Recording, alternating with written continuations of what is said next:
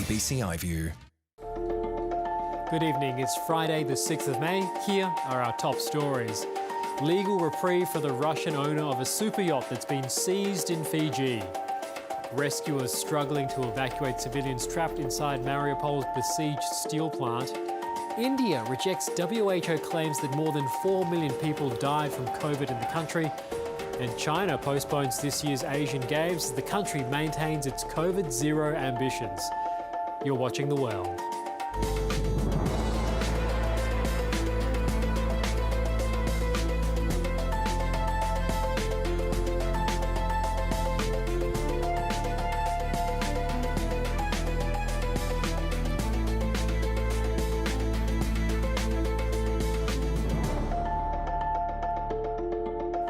Hello, I'm Iskandar Razak. Also tonight, grim outlook for Sri Lanka. The country's finance minister warns the crippling economic crisis could persist for 2 more years.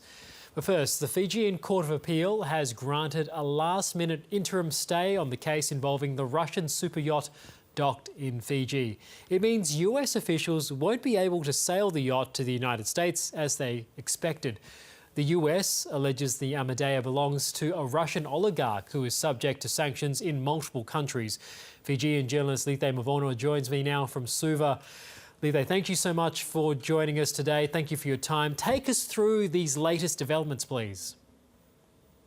It has been quite dramatic, even right up to the final hour. I've just got word about an hour ago that actually the lawyers acting on behalf of Mil Maria Investments Limited managed to go, after close of business, to go up to the Fiji Court of Appeal to get the stay that they had asked for. They wanted a stay on an earlier ruling granted this week, giving the US warrant to seize the Amadea power within the Fiji jurisdiction. But now that yacht has to stay in the port of Lautoka for at least 30 days, giving the defense lawyers time to file an appeal against the ruling.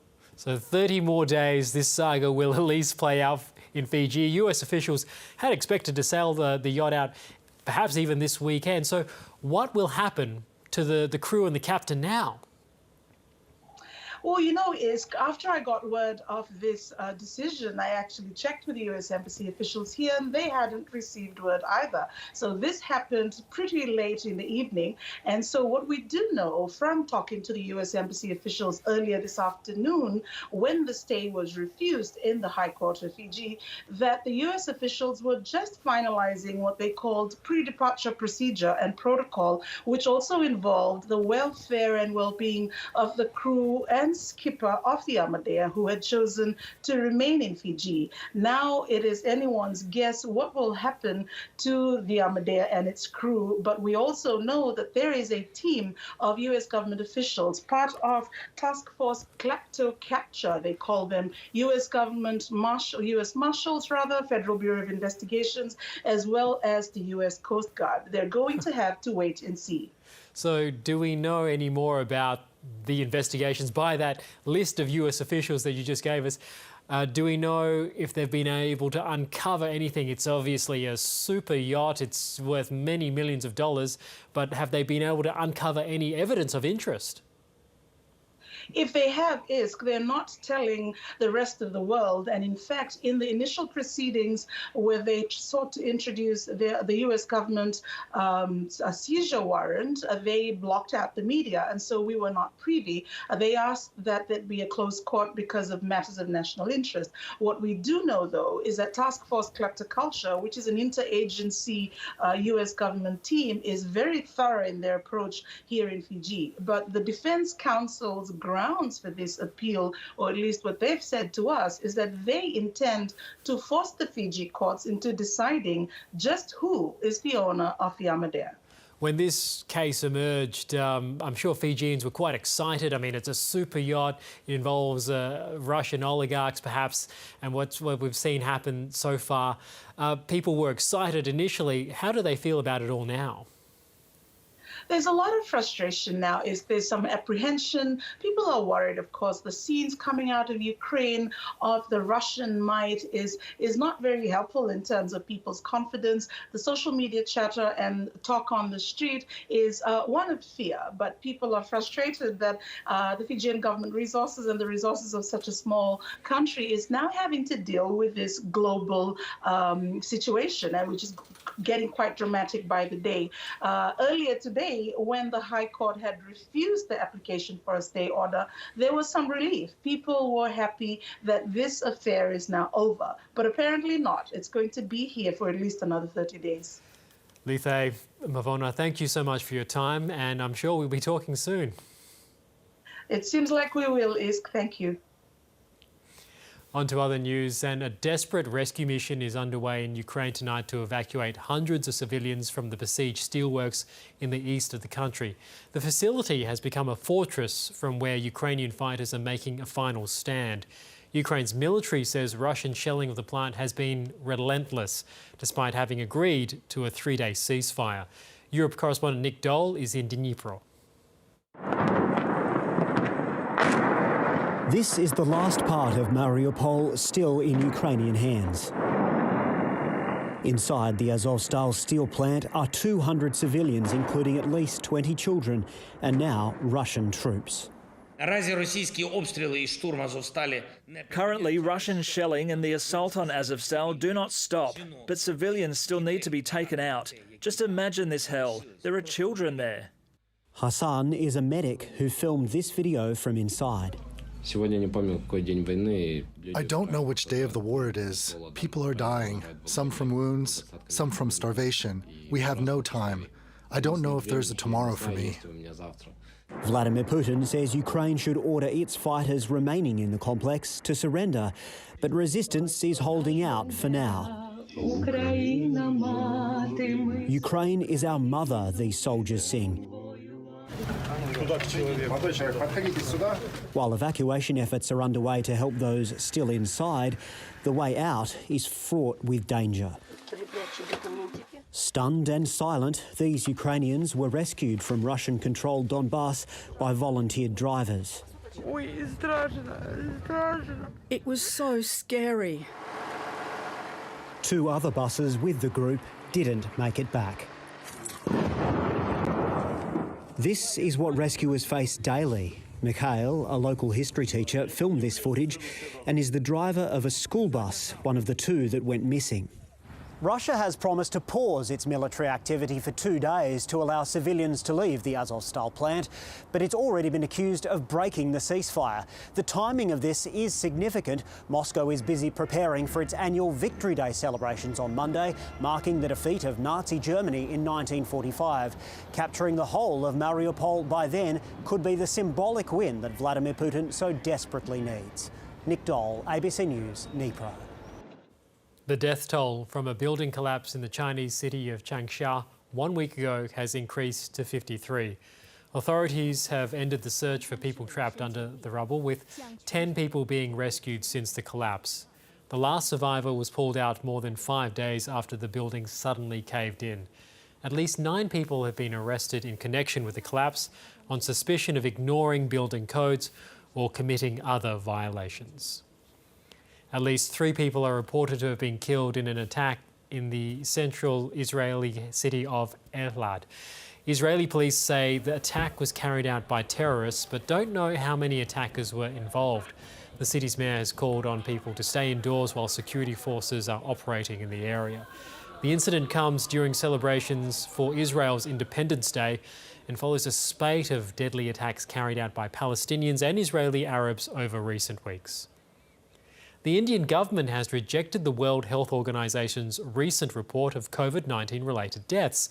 The WHO estimates the death toll for India to be at 4.7 million as a result of the pandemic. India's official figure stands at over 500,000, but officials there are adamant the numbers are based on assumptions and are completely false. This report has been the most comprehensive look at global tolls of the pandemic so far, claiming the overall toll to be 15 million, more than double of what was originally thought. To apply assumptions based on a subset of states, based on reports that come from the websites and media reports, and then you come out with an exorbitant number is not tenable. So that's on the process, and we are disappointed by what WHO has done. Staying in India, and the nation is in the grip of a record-breaking heat wave with temperatures soaring well above 40 degrees.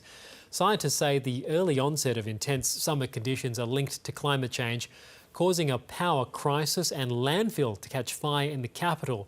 From New Delhi, South Asia correspondent Avani Dias reports. This gigantic pile of rubbish on the outskirts of Delhi is 17 stories high. For more than a week, it's been burning during a record-breaking heat wave. Researchers say it's further evidence climate change is accelerating.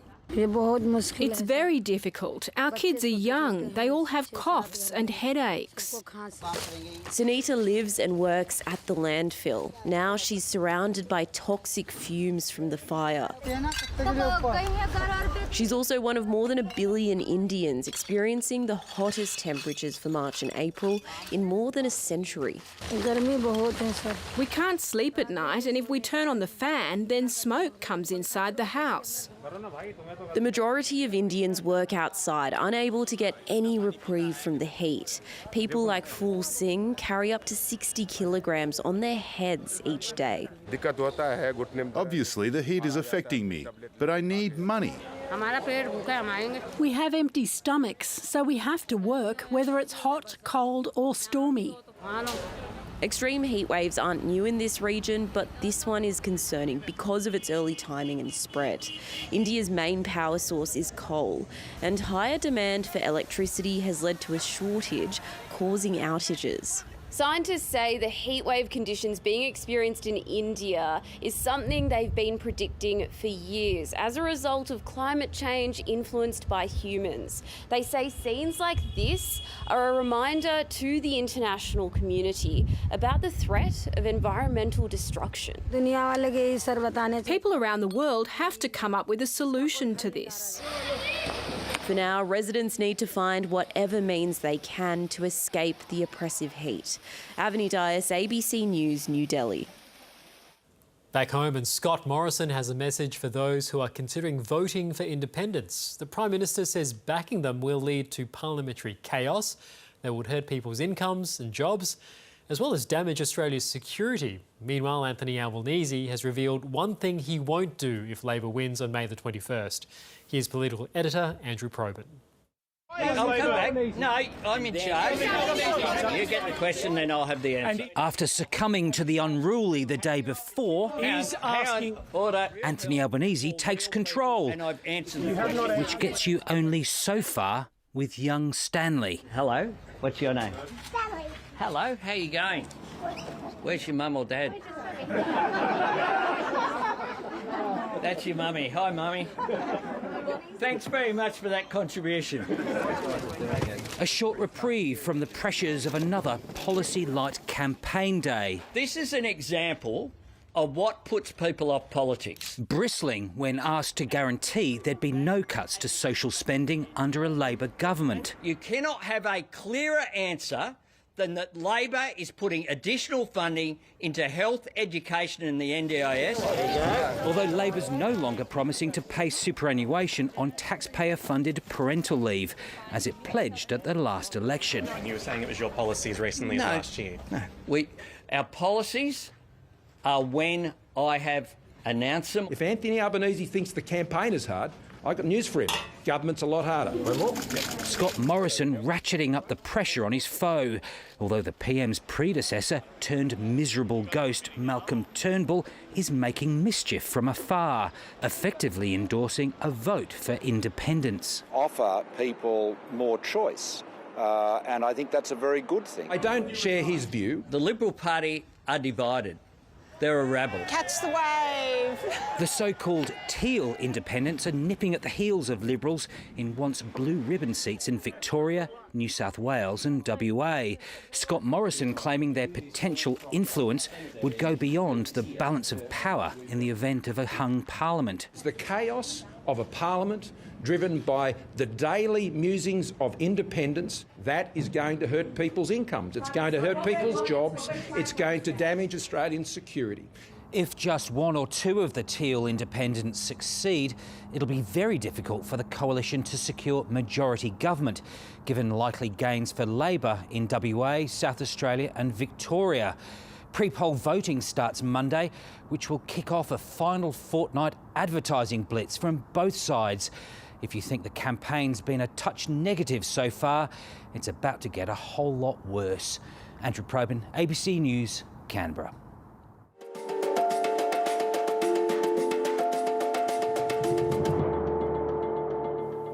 The Asian Games have been postponed to 2023 as China battles to contain numerous COVID outbreaks.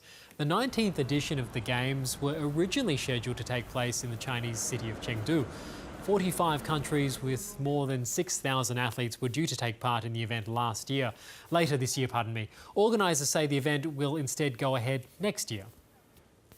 American actor Amber Heard has accused Johnny Depp of a drug-fuelled sexual assault during a trip to Australia in 2015. Queensland police say they never received a complaint about the alleged incident, but the graphic and emotional account came as part of a defamation trial in the US state of Virginia. Here's North America correspondent Barbara Miller and a warning: her report contains details of alleged abuse. Taking the stand for a second day to lay bare harrowing accounts of a marriage turned violent. Pounding the back of my head, pounding it with his fist, and I don't even remember feeling pain. I just could hear myself scream. Amber Heard detailed shocking allegations of abuse, including an argument on a plane in 2014, during which she said Johnny Depp grew angry over a romantic scene she filmed with fellow actor James Franco. I walk away from him, my back is turned to him, and I feel this boot in my back. He just kicked me.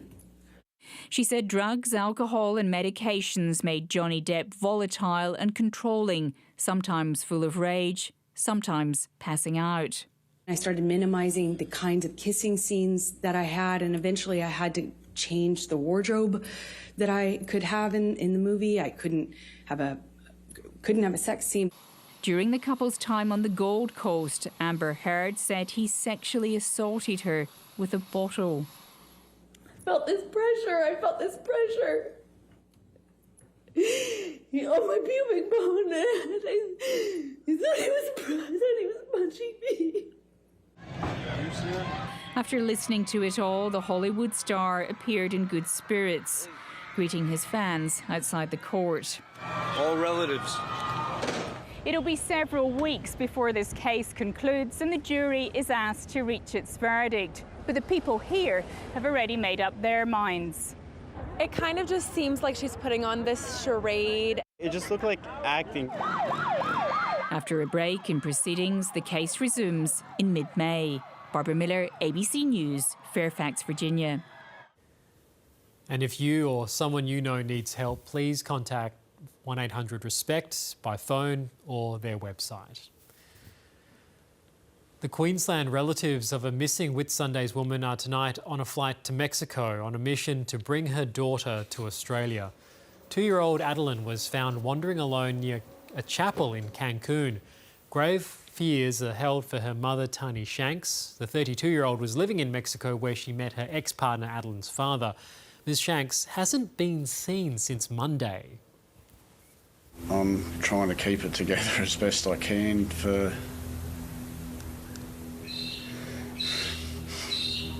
just when I'm home.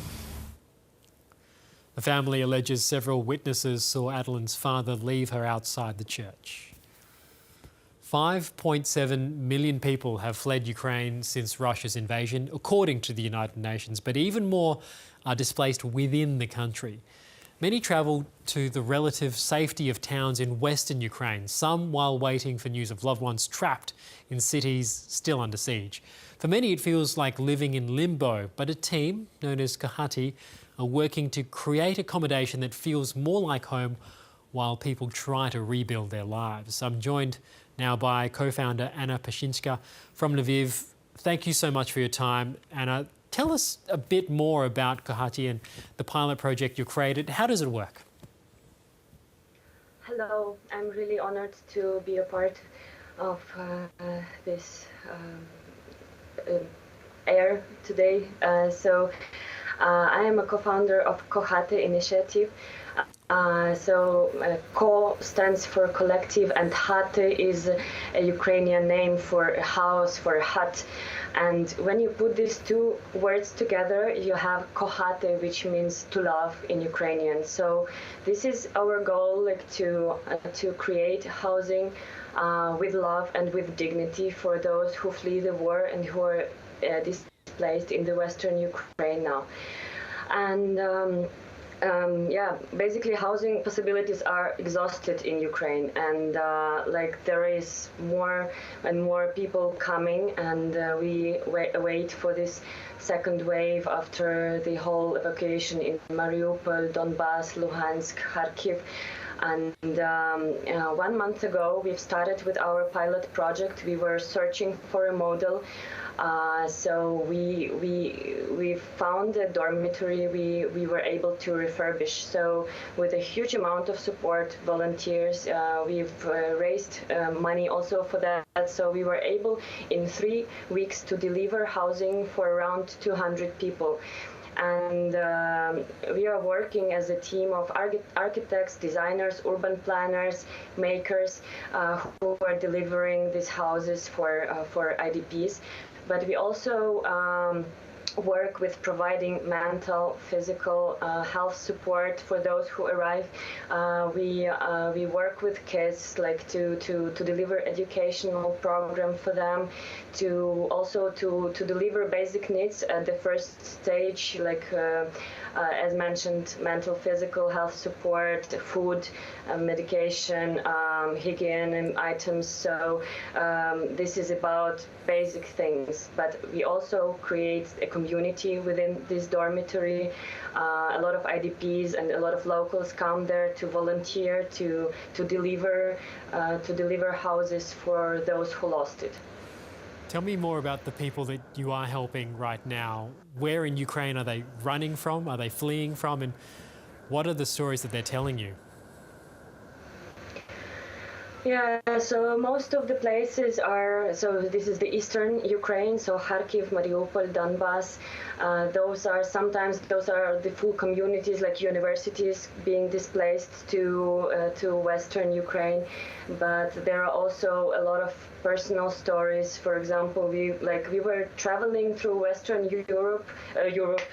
Ukraine last few weeks, doing assessment of further scale-up projects we could do, and we met people. A woman, Valentina, who was able to escape from Volnovakhy. She is the same age approximately, and she has the same name as my grandmother.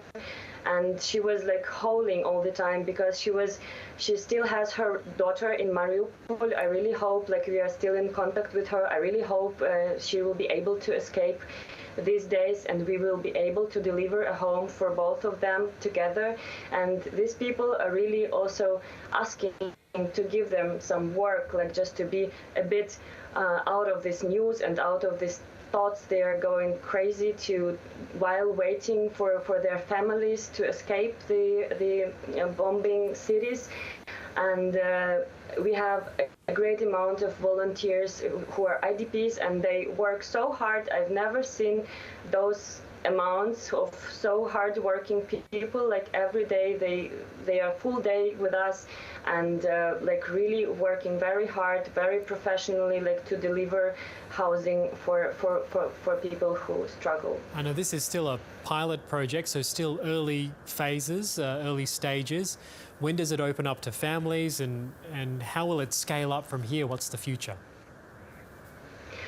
So basically, to pilot this model, we chose this dormitory, but actually we finished our work there, and there are like half of the dormitory is already full with families, and we provide like these next steps. But basically, yeah, what we've done through these few weeks is we've chosen cases we could scale up with. So for now we have like up to 10 cases of hotels, dormitories, former internats, like for kids we could further work on. Like those are in 5 different cities in the western Ukraine. Those are smaller cities who are still capable to host, to volunteer. So this is not Lviv. Lviv is really overwhelmed now with people, with support, with food, and but there are small cities we find more capable now to absorb a bigger amount of people and are able to give support. How important is it that Kohati brings people together and has that community feel, and does it help in an economic way as well? Yeah, so basically we think about both sides. We really want to deliver this safe housing for people who are under missiles now, so because they need to make this decision to go to Western Ukraine, so they are able to have some housing. But on the other hand, we have a great kind of brain drain. We lose our best capital, like human capital, technological capital, scientific capital, when we have not IDPs but refugees who go away from the country, and we really struggle to have these housing possibilities for people to stay and to keep economy working, to keep companies working. We also, through our work, we do, for example, beds, furnishing, textiles, like all is made locally, so that companies, businesses, manufacturers continue working, and we deliver products, we deliver jobs, we pay taxes, so that basically what is important to understand now that Ukraine is a very big country, and we are simultaneously in different phases of the war today in Ukraine, and that was not the case for the wars we've seen last decades, right? So we really need to build this back office for Ukraine, you know, an accumulator for all our capitals to go further and to be able to rebuild Ukraine in future, so that we do not lose everything, right? And I've been to Ukraine. It is a large country. I've been there several times. I've been to Lviv and know that Lviv is different from Kiev and different from Chernihiv, but it is a big country. Just wonder, this war, it's going on, it's dragging on, it has no end in sight. What is the mood, what is the Ukrainian spirit like where you are right now? I mean, I've never seen anything like that. This amount of people working together, like so effectively, like people have such a great heart and such a capacity, such a knowledge, like basically I've met so many people, so it is fantastic. It is hundreds of people who work as one organism. Like this is really, the support is so distributed, so efficient. So I really highly recommend people to donate, to find a way to support local communities, to support local NGOs, like to deliver this distributed help, because sometimes like these bottlenecks, you know, with bigger organizations or cities which are not capable anymore to redistribute this money or materials or whatever. So this could be a very great help if people help through the trust we create within our teams and like communication, so that they find a place they want to contribute, and they support people with resources, finances, like good word. It is always like a big support for us, because it is hard, and we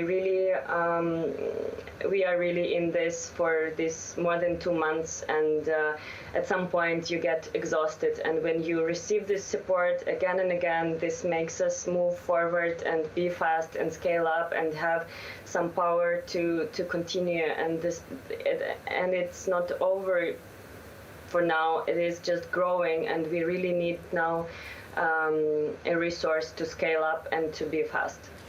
Anna Pashinchka, thank you so much for your time. Wonderful work, and keep it up, please. Thank you. Thank you so much.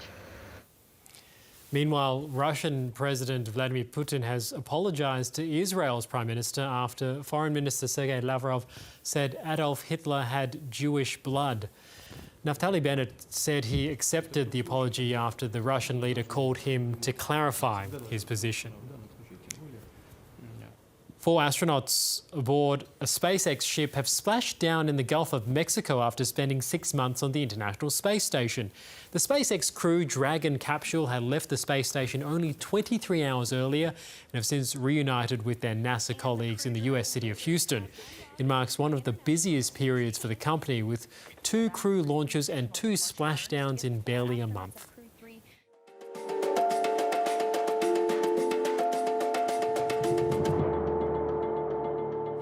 You're watching The World. The top stories we're following tonight. The Fijian Court of Appeal has granted a last-minute interim stay on the case involving the Russian super yacht docked in Fiji. It means US officials won't be able to sail the yacht to the United States. Rescuers struggling to evacuate civilians trapped inside Mariupol's besieged steel plant. And China postpones this year's Asian Games in the city of Chengdu as the country refuses to abandon its COVID-0 ambitions. Now, as Russia intensifies its attacks on eastern Ukraine, many thousands of people are trapped in horrifying conditions. Volunteers have been going in and out of towns to try to rescue people, putting themselves at huge risk. They sit in stunned silence on the school bus that just rescued them from hell. Still weary with terror. 2 other buses with them didn't make it back. It was so scary, is all she can manage to say. Thousands here are running the Russian gauntlet, trying to escape from the Kremlin's new offensive in eastern Ukraine. But imagine escaping this and then going back in again and again. That's what a group of remarkable volunteers are doing here in the Donbass. Including the man who filmed this, a British maths teacher, Guy Osborne, who came out last month to lend a hand. We've been going quite close to the front and evacuating quite a lot of bedridden people, a couple of blind people, people with Zimmer frames. It's quite a risk you're taking. I'm quite scared most of the time. Who wouldn't be? This footage was filmed by the driver of another school bus, one of the 2 that went missing. Mikhail Pankov is a local history teacher. Last Friday, he left for a rescue mission and never came back. Then, a surprise announcement on Russian television. Mikhail has been captured alive. Then another surprise. While we're speaking to his wife, Yulia, her phone rings. It's her husband, still held captive, but calling with important news. He spoke about a prisoner exchange, she says. My husband said the Russians might swap him for prisoners held by our government. Soon, I hope. So maybe everything will work out. Perhaps it will, but for others still trapped in the town of Popasna, no help at hand. This is as close as we can get to the town right now. You can hear the boom of artillery in the distance and some shells landing just the other side of this field.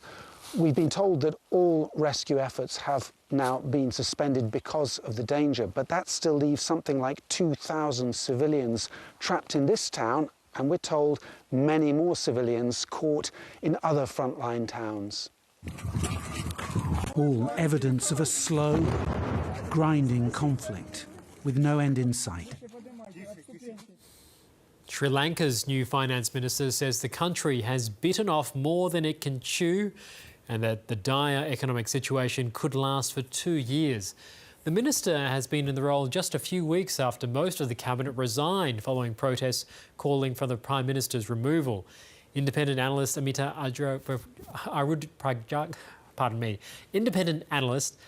Arudpragasam says people in the country are suffering the impacts of this economic crisis with no immediate relief in sight.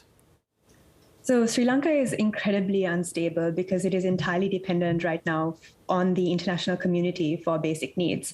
Currently, fuel is being rationed at petrol stations. Year-on-year food inflation is estimated to be close to 50%. And of course, there are continuing power cuts and protests across the country, including trade union strikes, today a nationwide hartal. Peaceful protests are also being met with increasing state repression, protesters being arrested, tear gas and water cannons being deployed against them. The finance minister has put out a pretty dire warning for Sri Lankans. Exactly what did he say in Parliament? So Sri Lanka's newly appointed Finance Minister Ali Sabri told Parliament on Wednesday, May 4th, that the government had made historic mistakes. He attributed the crisis to economic policies implemented by the government, saying that the government should not have imposed tax cuts, that it should have approached the IMF earlier, that it should not have taken so long to restructure its debt. And critically, he also said that the country had less than $50 million in usable foreign reserves. For context, that is only enough to meet about a day or two of Sri Lanka's essential imports, food, fuel and pharmaceuticals. Pretty dire situation there. As you painted before, the country is incredibly reliant on international aid and support right now. Is there any economic relief from the IMF on the way? So the finance minister also mentioned that an IMF program was still around 6 months away. In the interim, of course, Sri Lanka may receive some bridge financing and aid from the international community. India, for example, delivered 40,000 metric tons of petrol and promised more would follow. Bangladesh announced it would donate $2.3 million worth of essential medicines, but Sri Lanka won't really receive substantial loans or equity flows until it restructures its economy. But instead of focusing on these structural reforms that Sri Lanka so desperately needs, Parliament is actually squandering a lot of time over cheap measures to quell public discontent. Recently, we had about 148 MPs voting to re-elect the government-backed deputy speaker, and only 65 MPs actually voted for a true opposition candidate. Some spectators call this a government-backed delay tactic. Others say it was a method for the government to demonstrate that they had the confidence of the House, if not of the people. But in any case, after this vote, in which a majority of MPs actually stood behind a government-backed candidate, the public is beginning to lose faith in parliamentary solutions to their main demands. Well, that does raise the point. The finance minister said that this economic crisis could last for 2 years. How do you foresee the next 2 years going then for the Prime Minister and the increasing protests that you mentioned earlier? How will the government continue to govern over 2 years if there's increasing discontent? Well, financial crises around the world, wherever they've occurred, actually have very long-lasting impacts on asset prices, output, unemployment, and these impacts can actually last for around 5 or 6 years. In Sri Lanka, we're actually going back to the policy environment of 2017 in 2022, which is to say we've regressed for about 5 years, and these impacts could last for at least another 2 years from now. What we're seeing in Sri Lanka could be very much a lost decade. Protesters on their part have actually already recognized that the economic crisis is as much a result of poor economic policy as it is of poor politics, governance, and institutions, and that there is a need for accountability for the country to progress. So I don't think public anger is going to subside anytime soon, especially since the core demands of these protests, that the president and the prime minister resign, are not being met, and people are continuing to face the kinds of hardship that I described before. It's very likely, I think, that the protests will continue until these resignations occur or until there is a general election, at which time perhaps the current parliamentarians can be replaced by those who truly represent the demands being made by people. What about the man at the top? what do protesters say about the Rajapaksa government and the Prime Minister? Could there be any movement at the top that could quell protesters and keep the government that has been in place for a while functioning at the same time? Well, we've seen the main slogans of the protests being very much directed towards these top officers. The main slogans have been "Go home, Gota," and have also expanded to include the entire Rajapaksa family. So that is the main demand made by protesters. And I don't think unless those demands are met, that there will be a way to quell public protests. We've seen the government actually implement a lot of cosmetic changes. They've said that they would force the resignations of MPs in their cabinet, but we've seen these actually not lead to substantial change, as these MPs were simply reappointed back into cabinet. So I think that the public is quite wary now of these types of reforms, and won't really stop until they see some true accountability in the form of resignations, or again, as I mentioned before, in the form of replacing parliamentarians through a general election. Amita Arud-Pragatham, thank you so much for your time. Thank you so much for having me here. The daughter of the late US President JFK, Caroline Kennedy, has been confirmed as America's next ambassador to Australia. An author and lawyer, Ms. Kennedy has previously served as an ambassador to Japan under former President Barack Obama. She steps into the role in Canberra during a time of heightened tension with China and ongoing concerns over the Solomon Islands security pact with Beijing. President Joe Biden has also announced a change in the top communications job in Washington. Karine Jean-Pierre has been named as the new White House press secretary, becoming the first black and openly gay person to hold the position. She replaces Jen Psaki, who is stepping down from the post next week. Thousands of students skipped school today to attend climate rallies held across Australia. In Sydney, students gathered at Town Hall and marched along George Street, calling for immediate action to tackle climate change. Children of all ages were there. One 6-year-old was there with his mother. I can be here to speak on his behalf and have him here with me to represent the youth of, that are going to be the greatest affected by climate change.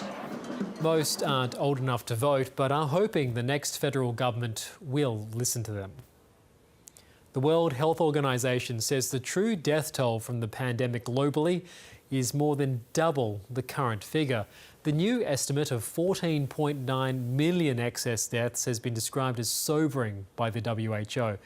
Experts say having accurate numbers is crucial in helping the world combat future pandemics. Here's ABC analyst Casey Briggs. If you sum up all of the world's reported COVID-19 deaths from all countries since the beginning of the pandemic, you'll get a number something like 6.2 million. At least that's the number our World in Data has tallied up. But we've known for quite some time that is a pretty severe underestimate. For one, not all COVID-19 deaths have been tested, recorded on death certificates and counted. Those numbers should be recorded, and in this day and age, it's incredible that we don't have registration systems, so we can't catalogue the departed. And then there's a whole host of other indirect impacts of the pandemic on health and mortality that aren't captured in the COVID figures. That's why the WHO has tried to estimate what's called excess mortality. Put simply, try to work out how many more people have died of all causes than you'd expect to see in an ordinary non-pandemic year. And when they did that, they reached an estimate of about 15 million deaths. Some countries have recorded far more excess deaths than others through the pandemic. Peru is one example. Another is India. Both countries that fared far worse on pandemic outcomes than the official death toll numbers might suggest.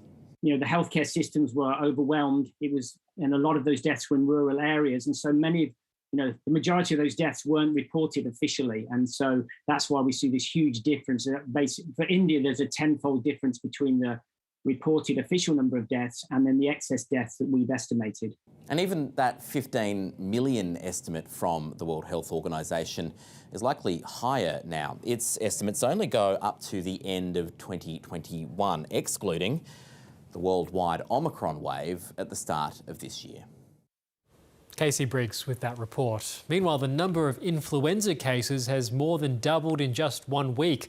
A key sign an early flu season is already here in Australia. For the last 2 years, closed borders have kept new strains out and case numbers low. But now, health experts say we have a challenging winter ahead, so they're urging everyone to roll up their sleeves. Relax your arm. The call to arms has been more synonymous with COVID recently, but with open borders comes the return of the flu. Most of them, 50-60% of the people who's coming through our pharmacy are not getting COVID, they actually got the flu. The virus is making a resurgence. Confirmed cases have doubled in a week and hospitalisations are climbing too. All of those together indicate that we might be starting to have an early start to the flu season, but we're obviously watching things closely. Doctors are particularly worried about young children. I've seen a lot of influenza A amongst children, babies as well as adults, and it can be quite debilitating. Several children aged 4 and under have been seen at emergency. How are you today? This GP says their flu vaccine uptake is slow going. I think there's sort of a vaccine fatigue going on in the community, especially where we are in southwest Sydney, so just needs a lot of education. But some pharmacists, already on a vaccine war footing, are well into handing out jabs. The awareness is out there and people are worried now about getting the flu, and we are seeing it more frequently in the community, even amongst our staff. The vaccine is free for those at high risk of severe illness from flu. They're being urged to get a jab, especially ahead of a possible winter COVID wave. Adding flu to that burden of presentations to our hospitals obviously causes us concern. Calls to come forward. Is that bad? No, you didn't know that much. It's a good needle. And it's not like we haven't had plenty of practice. Tim Swanston, ABC News, Sydney. To some business news now, and Singaporean energy experts have questioned the viability of one of the Northern Territory's largest infrastructure proposals. Australian company Sun Cable wants to develop the world's biggest green energy export project, constructing a 12,000-hectare solar farm in the territory and exporting power to Singapore via subsea cable. The project already has several major approvals in place, with the territory spruiking an $8 billion boost for the local economy. But some energy experts are questioning whether the project will ever get off the ground in the face of high costs and overseas competition. It's a challenging business case, and just recently another project was announced in Indonesia that was looking to do something very similar, and of course Indonesia is much closer to Singapore than Australia is. Sun Cable's chief executive says he's confident a forecast growth in Singaporean energy demands will ensure the project is viable. Elon Musk has revealed a diverse group of investors is chipping in $7 billion to his $44 billion bid to buy Twitter, including Oracle co-founder Larry Ellison and a Saudi Arabian prince. Documents also show Mr. Musk is in talks with Twitter's founder Jack Dorsey to contribute some shares to his proposed buyout. The Tesla founder has already sold about $8.5 billion of Tesla shares to finance the deal. He'll need to turn Twitter's finances around pretty quickly if the deal goes through to start paying back the billions he's borrowing to finance it. Buckingham Palace has confirmed the Queen will not attend this summer's Royal Garden parties due to ongoing health concerns. The 96-year-old monarch has hosted almost 1.5 million guests at the annual events since 1952. Her most recent public appearance was in March at a memorial service for Prince Philip. Now, to another story, and a tiny Jack Russell Terrier named Lexi has taken herding sheep to the next level with the help of her inventive owner. After a farmyard accident damaged her leg, Lexi had to find a new way to pitch in. But it might not be how you expected. Emily Bislin takes a look at the small dog with a tall tail. Lexi, the driving dog, lives on a sheep farm out near Hamilton in the Western District of Victoria. Lexi may be small, but she's always thought of herself as a sheepdog. And when her farming family recently realised that Lexi had a knack for driving, they sent the videos into the ABC. We were driving down the laneway the other day, just moving a mob of sheep. I thought, now's the time I could, teach the dog to drive, because that's how I learned to drive. Dad just put it in first gear and let it idle along. I was just steering it. And I thought, geez, we got that much time, might as well give Lexi a go. There's no reason she can't do it, just because she's a dog. She went alright, and Lexi thinks she's a sheepdog. She's got the right attitude for the role, but her size sort of lets her down a bit. Completely unaware of her tiny size, the way that Lexi would do her farm work changed forever one day when she was a puppy. There's an 80-kilogram ewe in the sheep yards here.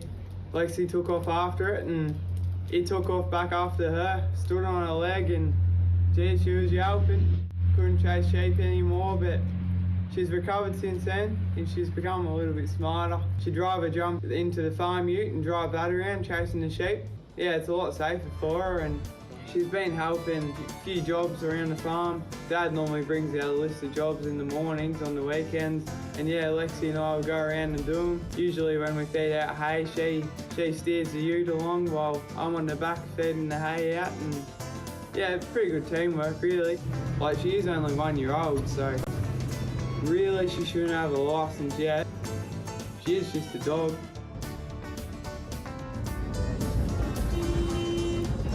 Thanks up.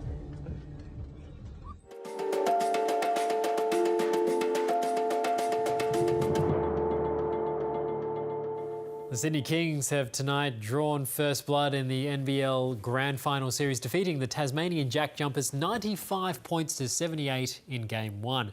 Tassie looked promising at first, racking up early points, but some poor shots allowed Sydney to find its rhythm in front of a home crowd. An injury to league MVP Jalen Adams in the fourth quarter has put a cloud over Sydney's early advantage. Game 2 will take place on Sunday night in the Derwent Entertainment Centre. The Broncos are in the NRL's top 8 for now after picking up a third straight win last night, a 32-12 upset over the Rabbitohs.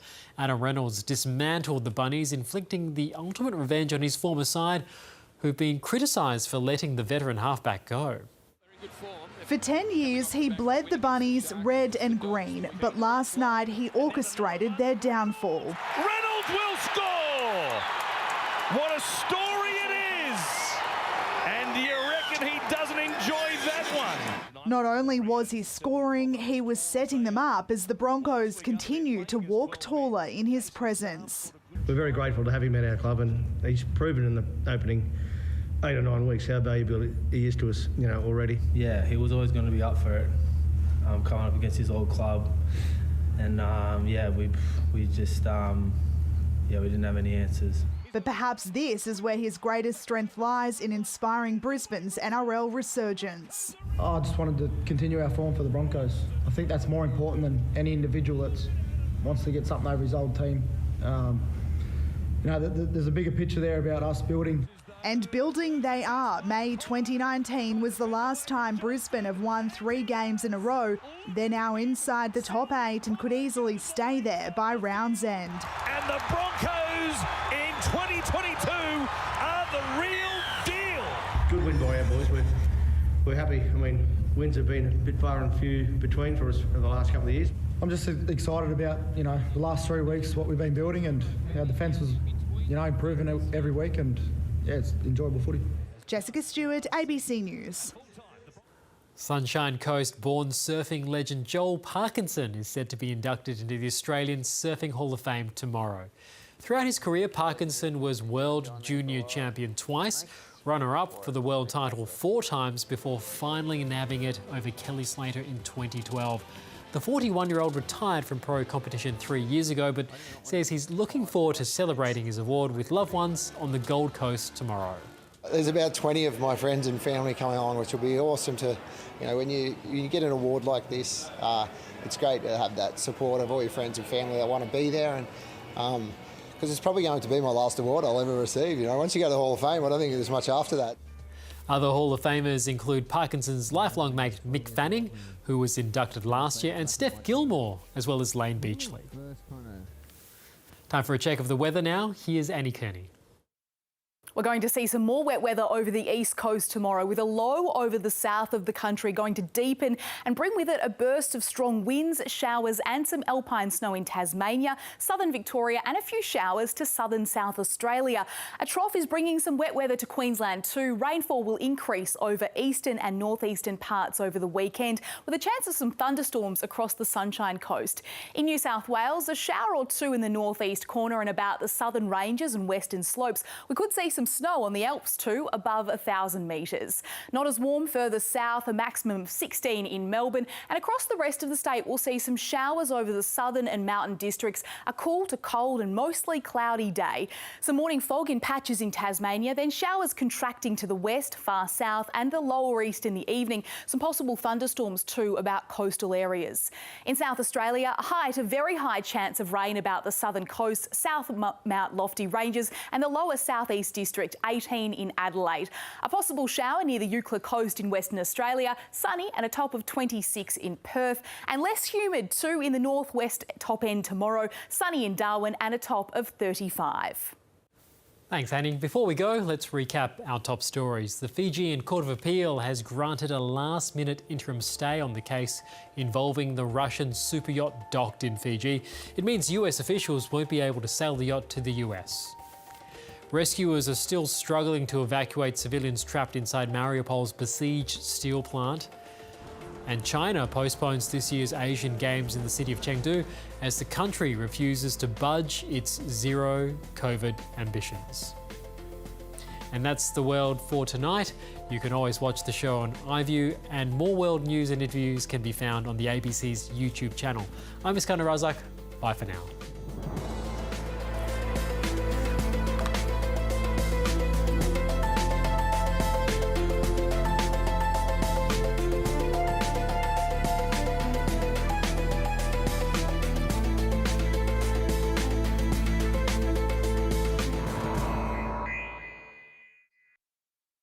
When I'm 90. When I'm 90.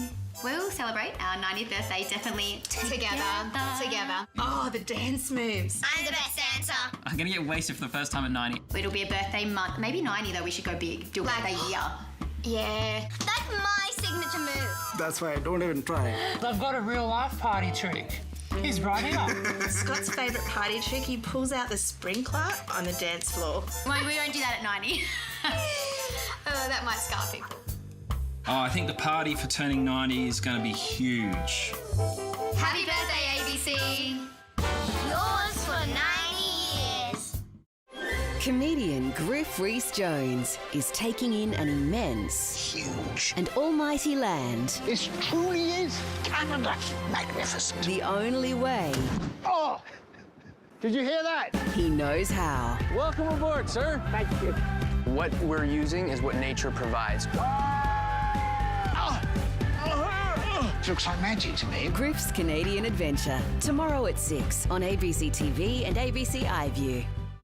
Island Paradise. Behind the postcard facade, native Hawaiians have a different story to tell. Hawaii is being sold to the global elite. Systematized theft. Many are struggling to survive. History has been hidden from our people. Kanaka Maoli Hawaiians are looking to themselves for solutions. Rediscovering culture and strength. Resistance is how we heal. Like a modern Hawaiian renaissance. We are not going to be quiet. Foreign Correspondent, Thursday at 8 on ABC and ABC iView. Everybody say babies! Babies! A new season brings new joy. Congratulations. And new romance. What's all this? The evidence suggests you've got an admirer. But it's not all celebration. Nonata's house is going private. We have to find another way ahead, or Nonata's house will not be serving anyone. And faith will be tested. It is not my body that has failed. Call the Midwife, tomorrow on ABC TV and ABC iView. Building a home causes a range of emotions. What's mad? Wow. Some visions are meticulously planned. Every inch so well crafted. This is exactly what I hoped it would be. That is magic. I mean, proper magic. Others just go with the flow. Drunken eBay purchase. It's going to be really urban meets rural. How are you going to do it? Not sure yet. All new grand designs. Sunday on ABC TV and ABC iView. That Don't waste your life surfing and smoking pot with a bunch of hippies. I know guys in Australia who make customized wetsuits and surf trunks who make it work. Setting alight a national service uniform in an advertisement for surf brand Lightweight. Men died for that uniform, mate, and you just bloody said it all. Do you know what the street value of that little packet is? I need the money. Just walk away. Barron's. Log in to ABC iView to stream the series. Tuesday. Justice Opaz was shot with a .22 caliber weapon. A must-see true crime series begins. There's some people who are so disturbed by a marriage breakdown, they seek revenge. How did an abusive husband get away with murder? I gotta run, or else he's gonna kill me. For more than 30 years. This series of crimes is unparalleled in Australian history. The Family Court Murders, Tuesday 8:30 on ABC TV and on ABC iView. What an achievement, 90 years. Like, you know, when we go to the beach and we always like point out the grandmas that are still in their little bikinis and they're going for a swim and we're like, yeah, you go, goals. girls. You've got goals. this. I'm Shay. And I'm Taryn. And we're 29 years young. You're looking good, ABC. Yours for 90 years.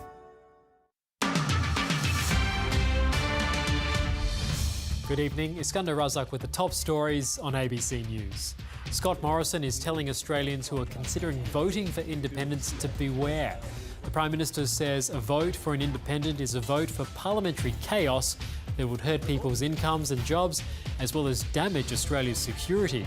Meanwhile, Labor is defending its decision to dump a policy to pay superannuation on government-funded paid parental leave. A desperate rescue mission is underway to evacuate hundreds of civilians from the besieged steelworks in eastern Ukraine. Ukraine's military says Russian shelling has been relentless, despite having agreed to a 3-day ceasefire. The Fijian Court of Appeal has granted a last-minute interim stay on the case involving the Russian super yacht docked in Fiji. It means US officials won't be able to sail the yacht to the United States as they expected. The US alleges the Amadea belongs to a Russian oligarch who is subject to sanctions in multiple countries.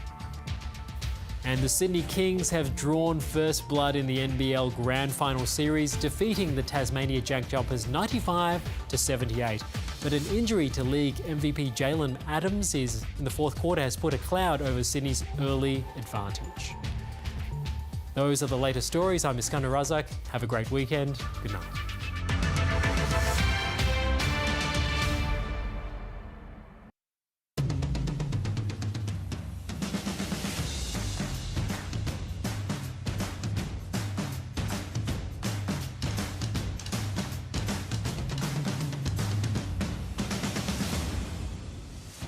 Hello and welcome to The Drum. I'm Ellen Fanning. Coming up, from gotcha questions to the appeal of the teal, we unpack the week's developments from the campaign trail. As we head towards winter, health authorities are warning of the risks of flu-rona, the double whammy of the flu and COVID. And can you love someone from the other side of the political divide? Joining me on the panel tonight, small businessman and Liberal Party member Craig Chung. Great to see you. G'day, Ellen. In Brisbane tonight, author and writer at The Monthly, Lek Blaine. Good to see you, Lek. G'day, Ellen. G'day, Ellen. How you going? Good. Spoonerisms. Let's all try them. In Melbourne, lead economist at Impact Economics and Policy and former senior Labor staffer Angela Jackson, twice in a fortnight. Great to see you. Lovely to be back. And always wonderful to see Maggie Beer. She's in the Barossa Valley, the cook, the food author. Wonderful to see you, Maggie. Thanks for coming back. Thank you, Ellen. And you can join us on Twitter using the hashtag #TheDrum, and we're on Facebook. So, week 4 of this seemingly endless election campaign comes to an end, and this week it's felt like we've been getting to the pointy end of things with the Labor launch, a rate rise and policy debates on issues like defence and the economy. Former Prime Minister Malcolm Turnbull has weighed in with his own comments on the rise of the so-called teal independents and the threat they pose to moderate Liberals. And we've also seen the return of the travelling press pack's favourite game, the gotcha question. Welcome to the madness. What are the 6 points? What that's about? What? Well, if you let me answer the question. Say it again. One of the things that puts people off politics, I think, is the sort of gotcha game playing. Sure, I mean, some people see it as a gotcha question. Other people want you to have the details. Is that your only test for a good leader? I don't know. 25 basis points is the standard move. We want to signal we're getting back to business as usual. The pressures that we're facing here in Australia are real. They are overwhelmingly being determined by things beyond Australia. There's been international factors that have been driving up inflation.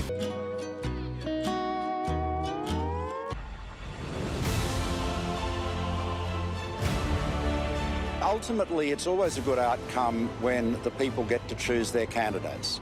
So, you know, democracy, the people are always right. So if the majority of people in Wentworth want to elect an independent, or they want to elect Dave Sharma, or they want to elect the Labor candidate, then that's their prerogative. And when it comes to what other former Prime Ministers have said, I've always treated former Prime Ministers of both political suasions with the utmost of dignity and respect, and I'll continue to do that. But I don't share his view.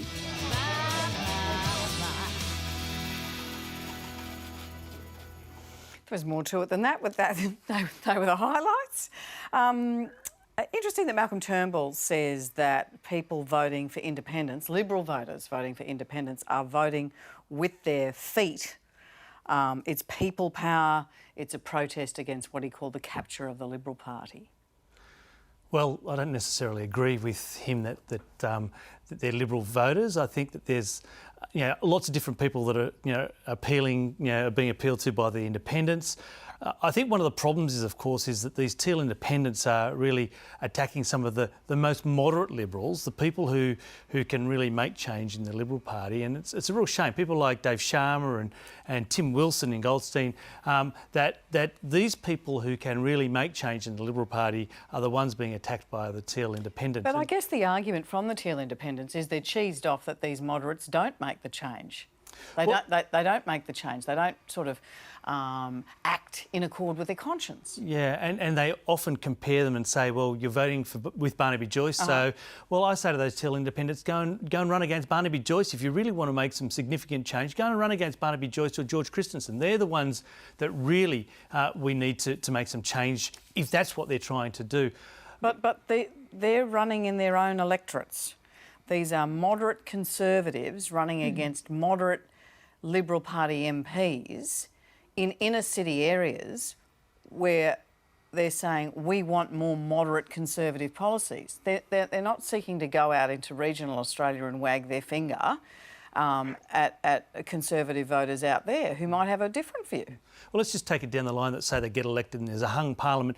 That's exactly what they'll be doing. They'll be sitting there in their seats in Bondi, wagging their finger at regional Australia, because having a hung parliament and having people who can hold a government elected to ransom, they'll be dictating what that government does. It takes away the mandate of the government. And let's face it, it's hard to govern Australia. It's a big country. There are lots of issues, and they're not just the issues that face those people just there in Wentworth or North Sydney or Goldstein. So, look, I think these independents are really damaging the cause of moderate politics in Australia. The progressive people like Dave Sharma, great politicians, a great voice for the Liberal Party in Australia. They're actually damaging that chance for us to make change in the Liberal Party and be a more progressive voice. Lec, do you buy Labor's retort to this, which is, well, we've had minority government every time we have a coalition because the National Party are needed to make up the numbers, and people like George Christensen, Craig Kelly, have the whip hand? I think it's very persuasive, and when you look at the coalition, you've got a third separate party, which is the LNP in reality. So yeah, you are looking at the Liberal Party on a national level haven't won a majority ever. So I think that those seats, having lived in Wentworth since just before coronavirus, I think that those seats are in real trouble, and it's very interesting to contrast the perceptions in seats like that to some of the outer suburban and regional seats where seems to be almost a tale of two countries across Australia. That argument cuts both ways though, doesn't it, Angela? Because you can look at the the kind of chaos that the Liberal Party had to deal with to try to get an agreement on net zero by 2050, right? There was in time for Glasgow, the big climate conference. National Party leaders were speaking out against that. It, you know, took out a couple of prime ministers on the issue, and opposition leaders Turnbull a couple of times, I think. So, I mean, does that make the argument that having independents, whether you want to call them the National Party or Teal independents, does make things unstable? Look, I think the greatest instability we've seen probably over the last decade and a bit, and this is in Labor and Liberal, is from the internal party politics, if we're honest. We've seen a number of prime ministers, and that's been internal politics within those major parties, not necessarily from independents. I'll just pick up on a point Craig made, which was, these independents will dictate, what the government does. I think that's the point. I think people in these electorates, they want action on climate change, they want action on an integrity commission, and they can see that the only way of getting that is if they get the balance of power with these independents. And that's really, I think, the political force behind them, is people want that. They want these independents to be able to dictate and get these policies through. Not people, you're in Kooyong, right? So you've got I am the option that's of it. Exactly right. That's right. We have an option this time, and things are definitely changing here. When I came back from my Christmas holidays, it was everywhere was Josh Frydenberg. He had bought out every single paid billboard across the electorate, trying to stop this wave. And then we have just seen, Monique Ryan really rise up with a community-led campaign. And it's going to be interesting here. Look, there's a lot of, good feelings for Josh Frydenberg. I think, generally speaking, people think he's done a good job as Treasurer. At the same time, there is a real sense that, we need action on climate change. And unless we have, these independents come through and force the hand of whoever might form a government, we're not going to get it. Maggie, I read an interesting thing today. Instead of talking about the balance of power, they were saying, well, why don't we look at independents and think of them as having the power of balance?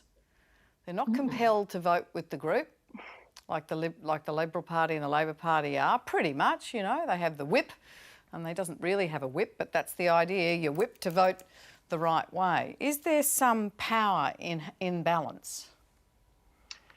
Gosh, is there some power in balance? Well, I think it's pretty seductive when the power of the voice in the room isn't constrained by the group, right?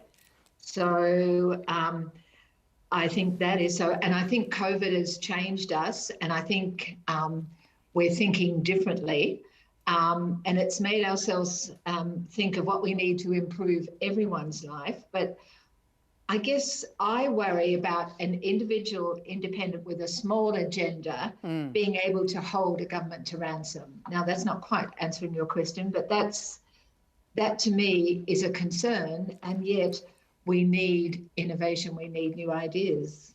Yeah, and that's the choice. Craig, just at a personal level, I do this to you every time you come on the show, but you have been very loyal to the Liberal Party. And it's really clear from your contributions to this program that sometimes your own personal political philosophy is more progressive than the federal government, right? On things like climate and gender equality and diversity and accountability. So you're prime to be voting for a Teal independent in a Conservative seat. What would be wrong with that? Well, I just going back to what Angela said earlier and some of what Maggie said earlier about the point of the Teal independents having a balance of power and being able to push an agenda, having a small agenda from a single seat. And I pointed out Australia's a big country to govern, so I don't think that having one or two or three independents holding a balance of power is an appropriate way for us to govern a whole country and for them to have that control over a government. But explain it to me, it wouldn't necessarily work that way. Wouldn't it be, like if you look at climate change, every single person here has said climate change. Everybody knows that that's what the Teal independents are on about, that and a federal ICAC. Presumably that would be the cost of them swinging their support behind an Albanese government or a Morrison government. And we know exactly where they stand on that, right?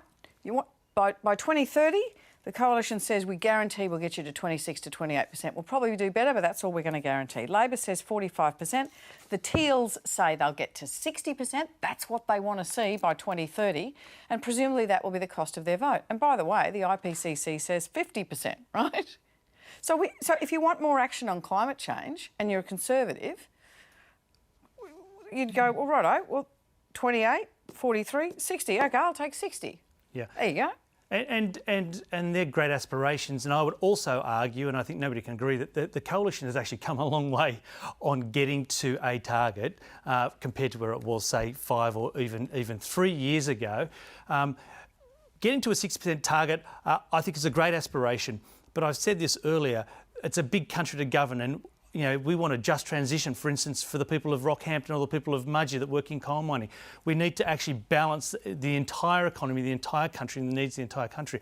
I want us to get to a country which relies less on carbon output, but I also want to do it in a way in which is actually good for our entire country and good for all of the economies, the people who work in these regions, the people that survive and live in these regions. So I think that having a single agenda in one single seat in Australia, whereas in Australia there's 150 odd seats that need to be considered, I think that an independence agenda and holding the government to ransom is not the way I would want to go. Net zero is about predominantly those communities transitioning. That's what it's about. I've got solar panels on my roof. It's not going to affect me one little jot. So presumably that's what the transition's about. Now, you've created your own campaign bus in your car, and you're driving around this country. Yeah, sometimes. It's an absolute mess as well. I can confess.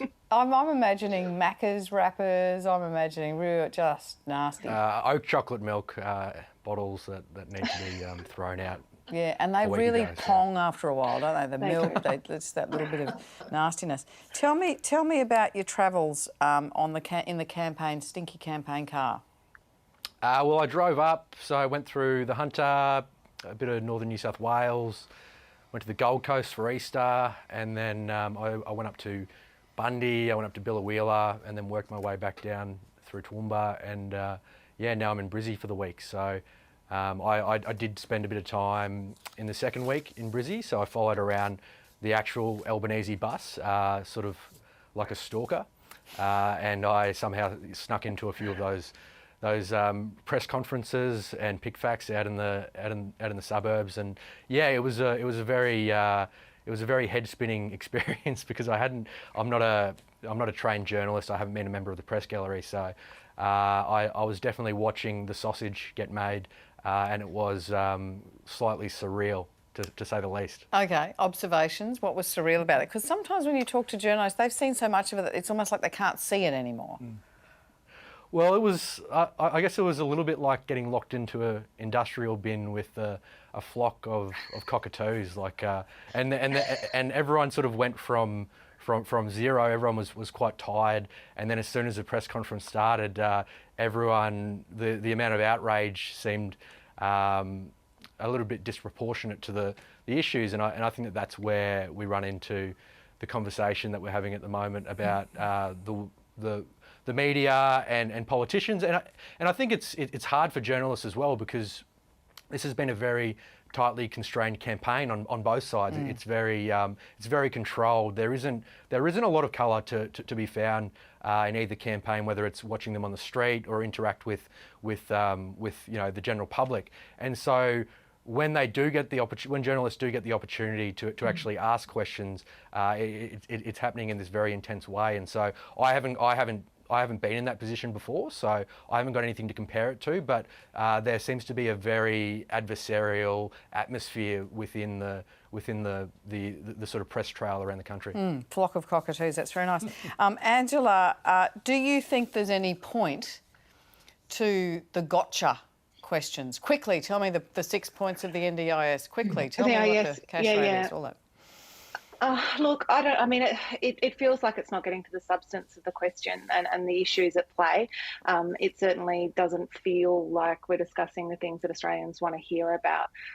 That said, you know, when I started out at the Department of Prime Minister and Cabinet as a very junior advisor, it was making sure the Prime Minister, you know, knew what the unemployment figure was. All those sort of things were really important. So I don't necessarily think it's new to the political landscape in any shape or form. Does it tell us anything important about the competence of the candidates? Is it important to put them under pressure, cockatoo style, and see how they react to that? Is any of that useful? Oh, look, I really, in terms of what it's going to mean for Australians about whether Scott Morrison or Anthony Albanese becomes Prime Minister, not really. I think that comes down to their policies, that's going to impact people's lives. So in that sense, no. But that said, you know, journalists do have to ask questions, and if politicians can't answer them, then they become a gotcha question. And so that's a difficult sort of balancing act, I think. I guess where it doesn't look as great, I think, for journalists is where it's clear they're setting out for that gotcha moment, rather than actually looking to, you know, question politicians on the behalf of voters about their policies. Maggie, you're nodding away at that. Well, yes, I find gotcha journalism, it's a negative. I don't want an encyclopedic mind. I want depth of answers to real questions. And as you said, Angela, rather than a journalist trying to trip up either leader, I think that kind of journalism stops real discussion, and it makes people feel really wary. And what does it achieve? You know, leaders are human beings. Yes. Yeah. Yes, that's me. But I also, just before we move on, Maggie, I really want you to just give me a shot in the arm of optimism, because you think this election is about things, that it is important and it does matter. Yes, I certainly do. I think it is about things. I think, as I said before, COVID has changed us, and we have had lots of things come to our attention that are unacceptable. And I have to say, I'm loving the focus on aged care and the attention to food in aged care for older Australians. And I want to work with both sides of politics and any organisation who will listen, because this is... it's a generational issue, and it's much bigger than any election cycle. And it's got to be a bipartisan. The people of Australia would want something like that, which is close to my heart, to be a total bipartisan issue. So, and it's all possible. So that's your shot in the arm, I hope. Yes, wonderful. We'll talk more about that a little later. Well, COVID has been our biggest concern over the past 2 winters, but as we move into the colder months, things are looking a little different this year with relaxed public health measures and the opening of international borders. Health experts are warning we'll likely see a rise in flu cases.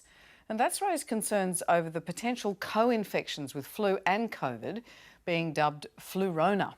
The New South Wales Chief Health Officer has urged parents to get their kids flu jab as soon as possible. Influenza is actually a reasonably severe disease in young children. I personally think that we underestimate the impact of flu and the need to take measures. This year, with both COVID and flu, we need to do all we can to protect ourselves and protect other people, and that will also reduce the burden on our hospitals and healthcare providers. And all of this arrives with COVID still wreaking havoc across the country. 29 deaths were recorded in Australia today, and more than 5,000 people have died of the disease since the start of this year. Overnight, the World Health Organization released a report that estimates the true global death toll from COVID as actually closer to 15 million, rather than the official 5.4 million reported. For more on this, we're joined by the head of the Melbourne School of Population and Global Health, Nancy Baxter. Lovely to see you, Nancy. Good to see you too. Let's start with that 15 million number. Did that surprise you, that it had got that high? Yeah, it's actually lower than some estimates. So the Economist estimates as many as 25 million during this pandemic. And it just shows how much of an impact it has had throughout the world. And fortunately, we've been spared to a large degree until now, but it has wreaked havoc around the world. Okay, and what about the numbers? We're going to speak to the panellists about this in a moment, but it seemed to be a complete focus of all of our attentions in 2020 and 2021, the number of people infected and sadly dying. And now we don't seem to have that focus, and those numbers are ticking upwards. Well, it is, as someone who's followed the COVID numbers very closely and continues to follow them closely, it's hard to really understand that we've decided to move on at a time where actually our outbreak has really taken off. You know, we've had about 5,200 people die of COVID this year, and that's more than 2 times the amount of people who died of COVID for the entire pandemic up till the end of last year. And, you know, January in Australia, deaths were up 22.1%. We had an excess death compared to previous years of 22.1%. It was all due to COVID, making COVID the second most common killer of Australians in that month.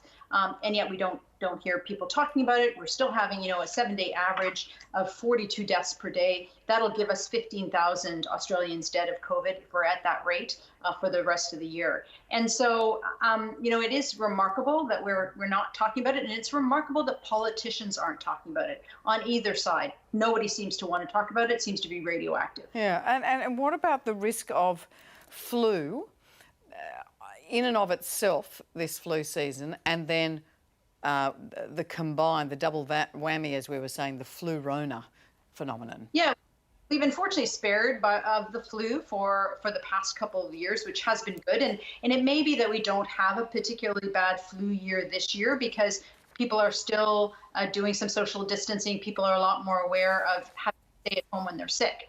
But nevertheless, we have much more flu in Australia now than we've had in the past 2 years. And importantly, with so much COVID around, you know, it's going to be relatively frequent that we get the unfortunate people who have both COVID and the flu.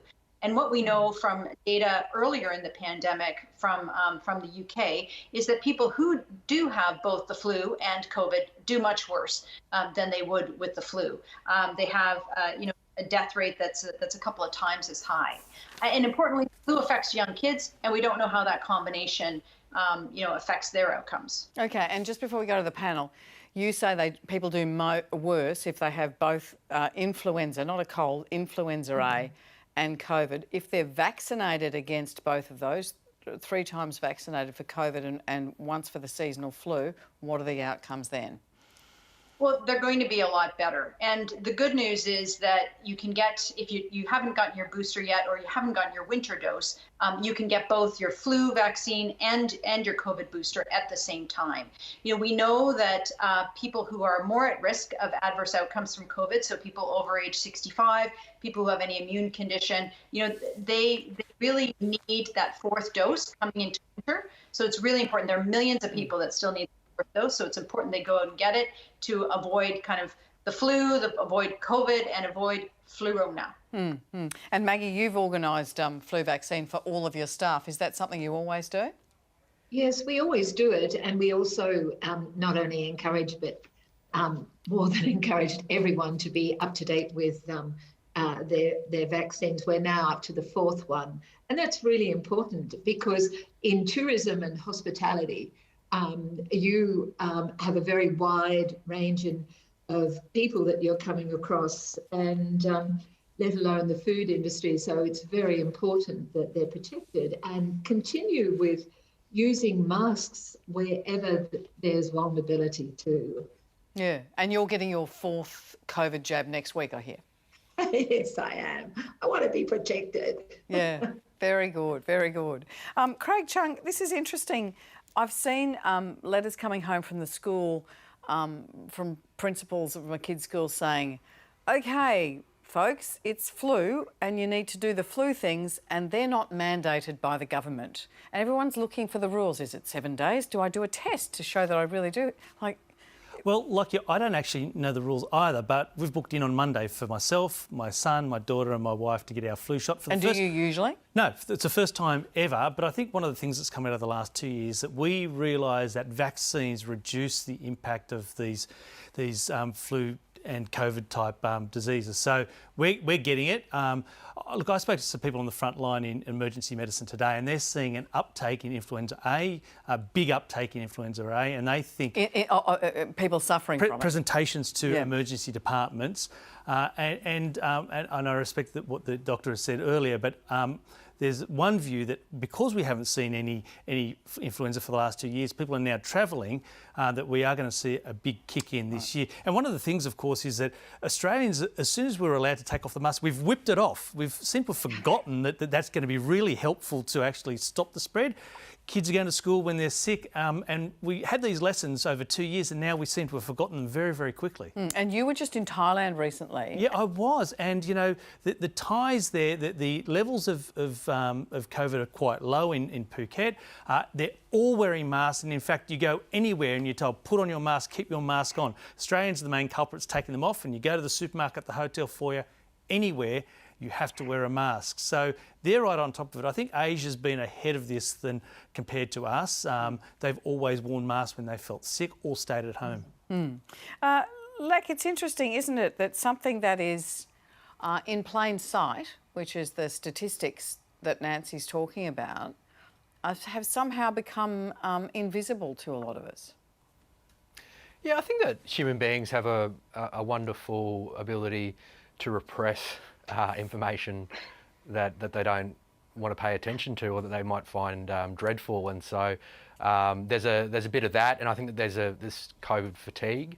So yeah, people don't want to talk about it. It's actually amazing how little it's been talked about out on the campaign trail. There's a certain some of the catchphrases about rats and vaccinations still get an airing, but yeah, it's certainly not the pressing topic that everyone wants to talk about, which is kind of strange, given that it's something that has dominated all of our lives, you know, left or right or whatever, over the past 2.5 years. And you talk about a collective fatigue from the whole thing, which is an interesting societal phenomenon, isn't it? Yeah, and I think that collectively, human beings, we don't like talking about death, certainly, and so when it comes to those numbers and the actual tangible effect of this disease, like sometimes we have projected that onto other things that are within our control, such as toilet paper or so forth. And so, yeah, it's funny the way that we distract ourselves from certain realities and conversations that might be uncomfortable. Nancy, can I turn back to you? Do you have something to tell us about reinfection rates from various strains of COVID and any new strains of COVID that come through? Because I see the headlines and I don't click on the stories. Yes. We know that there are a few new variants, subvariants. So they're all in the Omicron family, but they're certainly starting to take off in South Africa. This is BA4 and BA5. And in the United States, there's the cleverly named BA2.12.1 that seems to be taking off there. And so these are variants, subvariants that are more transmissible or are more able to evade immunity. So they're actually going to likely become an issue here. So we're going to see more COVID related to these new variants because it's easier to spread, and our immunity from the big burst of people who got COVID around the Christmas season, their immunity is fading. So, you know, you can get reinfected with COVID very, very early. Most people don't. So most people are protected for, 2 to 3 months, but that's now gone. And so these people are going to be at risk of contracting these new subvariants or even BA2. And it's happening also at a time that we've relaxed all restrictions, as we've just talked about. So we may well see a bump in cases, but certainly I would predict we're going to see persistently high cases like we are now for the entire winter. Mm-hmm. And so the bottom line is get your third booster if you haven't already had it. And if you're an older person or you've got vulnerable health, get your fourth, and everybody should get a flu vaccine. Is that basically it? Well, that's not it. I think that there are some therapeutics that actually do help prevent serious COVID for people who are at risk. They need to be given very early on, within the first 5 days. So you need to get a test. You need to, get in the system so that you can get access through your GP or through the healthcare units to these medications if you're eligible for them, because they reduce your risk. And the other thing is people can make little choices that reduce the risk of transmission, because if you don't get COVID, you're not going to have to go to hospital, you're not going to die of COVID. And importantly, this is something no one wants to talk about right now, you're not going to get long COVID, which I think we're going to see a lot of people with prolonged effects of having COVID, over the next year. Nancy, lovely to see you. Good to see you. Have a good night. Nancy Baxter is the head of the Melbourne School of Population and Global Health. You are watching The Drum, and with me on the panel, small businessman and Liberal Party member Craig Chung. In Brisbane tonight, author and writer at The Monthly, Lek Blaine. In Melbourne, lead economist at Impact Economics and Policy and former senior Labor staffer Angela Jackson. And in the Barossa Valley, cook and food author Maggie Beer. Last week, the aged care regulator was handed more than 6,000 reports of understaffing and unsafe conditions in the sector. The reports were collected from a whistleblower website run by the union, the United Workers Union, and identified thousands of instances where safety was diminished due to understaffing. Among those reports, 2,300 mentioned instances of residents being in distress. Nearly 2,000 mentioned residents being left soiled for extended periods of time, and 600 made mention of residents being injured due to lack of care. The union says these reports are just the tip of the iceberg when it comes to understaffing and resident welfare.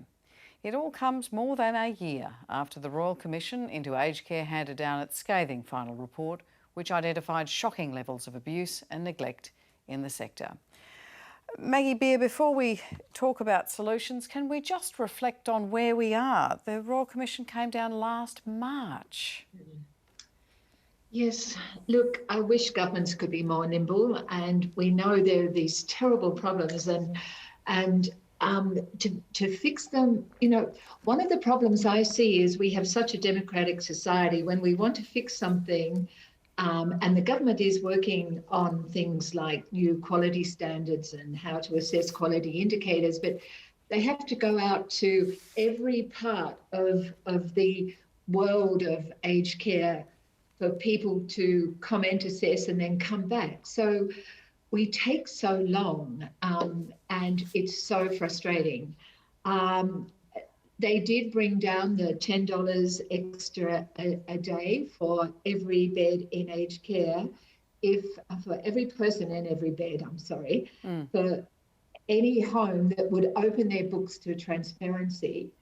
Now, this an incredibly important thing, but it's gone a bit awry because it's not been used, in my mind, for what it was mainly considered for, which was to improve the food and nutrition in aged care. So we have so much to do, but we can, and we just have to keep this conversation so loud. I mean, I just, we will talk about all that, but, there was supposed to be a special serious incident reporting scheme, Maggie. That was one of the priorities that came out, which is like, if something terrible happens and they dictated what that was, it's likely to have a terrible physical or psychological effect on people, right? And we had 6 weeks of it was collected last year, and there were 1,876 priority 1 cases. Only 16 were investigated, and they haven't come out. The Aged Care Quality Safety Commission hasn't come out with any more reports. And so we've got members of the union, right, going into a whistleblower website and then passing it all on to the Aged Care Quality Commission. I mean, what gives? Well, it will bring the focus, and it's taken too long, Ellen. Of course it's taken too long, but we can't leave it at that now. And so we really have to support any organisation, government who will really put their money where their mouth is, I guess.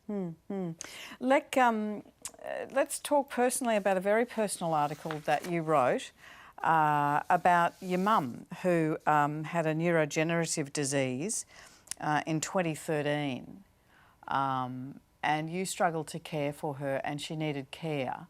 Can you take me through that initial experience that she had in residential aged care? Yeah, well, she was diagnosed with a pretty rare neurodegenerative disease in 2013. So I was going to uni, I was in Brizzy, and that news obviously hit me like a ton of bricks. And yeah, so I went back to Toowoomba that summer, and it was patently obvious that I didn't have the capability to look after her. The possibility of her going on to the NDIS just wasn't there at that time, and we eventually tried to go through that process, and it took a long time and we didn't really get anywhere. And so at that point, she got hospitalised again that summer, and I remember being in the ambulance with her, and I'd made the call, and she knew at that point that if she went to the hospital that she probably was never going to go home, and that was the case. And so she was in hospital for a few weeks, and then me and my sister Hannah, she came back up from Melbourne where she was going to uni, and we found a nursing home placement for her. And so we were young, we were doing our best, and the placement that we found for her, I think I wrote about it in the piece. Like I didn't write the piece because I've got an axe to grind with the nursing home in question. But I think that the reality was that for someone like my mum, who was I think 59, so she wasn't she wasn't fading away, you know, in her late 80s. She had a high level of need. And in the nursing home that she was at, they just weren't staffed adequately. The nutrition wasn't great. I don't think that was down to the maliciousness of staff members. I think that was just a reality created by a long series of funding decisions, a long series of you know, decisions about privatising nursing homes and the level of requirements when it comes to nursing hours. And so Mum deteriorated rapidly. There was never going to be a fix for the condition that she had, but certainly the level of care that she had really exacerbated her condition. And yeah, it felt like from 2013 when she was diagnosed until, you know, the middle of 2018 when she passed away, it almost felt like I was holding my breath the entire time. You know, I'd get phone calls saying that she'd been found on the floor beside her bed, and that, you know, they didn't know how long she'd been there. She'd get rushed to hospital. I'd be in Bundaberg, 5 hours away, and so it was a really awful process. And yeah, as I said, I don't think that there's people, you know, human beings are going to get sick.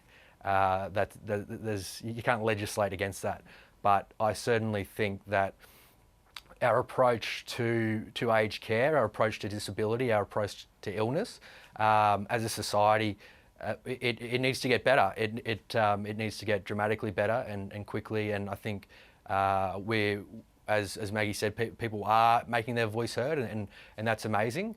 And I think that we need to continue to have these conversations. We need to open up the broader conversations, not just about aged care and about nursing pay. I think both of those things are integral. I think that aged care nurses, you know, I've interviewed some on the campaign trail, and, you know, I spoke to one whose base rate is $22.50 an hour, and I think it's a disgrace that we pay the people who are doing one of the most important jobs within our society. I think it's a disgrace that we pay them that little.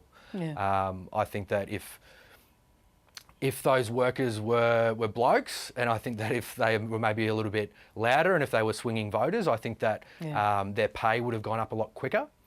So I think that, yeah, I think it says something about us as a society, and I think that until we make those improvements on pay, until we lift the nursing hours that people in nursing homes get, I think that you know, Australia should feel a great level of shame. Yeah. Maggie Beer.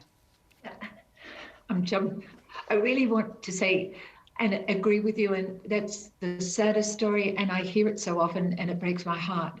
But this is, I mean, the government has a huge responsibility, but so do all of us, and so do the organisations. In February last year, we held, at the request of the Department of Health, a congress in Sydney of 120 people all part of aged care. There were doctors, there were health professionals, there were cooks, the chefs, there were management, and there were bureaucrats. And out of that came 9 key topics that all started with the importance of food. And it's not just food, I know, but with 56 findings and 139 possible actions, but it was a collaborative, the strength of it was the collaboration that went with it.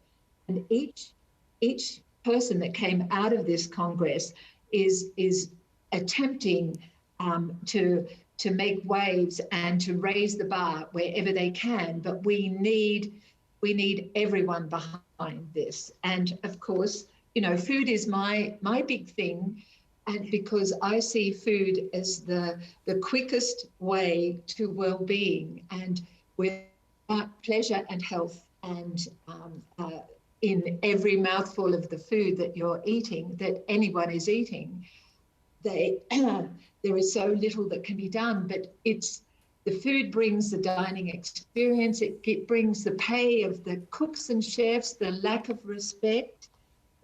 It's all been hidden up to now. And there is so much we need to do. And if I'm simplistic and say, start with the food, the beautiful smells of food, you have a positive environment, you have everyone proud, you start to respect everyone that works in there, you pay them better, you give them a career path. And that goes for your nurses, your cooks, your chefs, your carers. So it all comes down to training. So much is about training and sharing knowledge, and management understanding how important the very essence of food is that can help so many things. Yeah, and you have, as part of Labor, have promised $2.5 billion in additional spending, Maggie, for aged care. And as part of that, Albanese's pledged $5 million to your foundation to improve meals for those in aged care. How do you go about doing that when the United Workers Union, one of those whistleblowers, said that from WA, they spend a large percentage of their shift running from the kitchen to answer cries for help from residents? Yes, it has to be holistic, doesn't it? But if I could just go back to what we're wanting to do, it is all about that education. Now, we have just released 3 weeks ago the first 11 modules of specialised training for this incredibly complex arena that we had a grant from the federal government, and we filmed with Altura Learning, and we hope it to go into 2,000 aged care homes, 2,700 aged care homes, because there's been almost no specialised education. And so after 5 years of doing master classes around Australia, bringing cooks and chefs in, I could see the gaps. The gaps are not only not having the training, but also not having any level of education that is needed to become a cook or chef. So these people are working so hard with so little support. And so making more training, we have 45 modules in total we want to do, and 11 took us all that time, but COVID did intervene.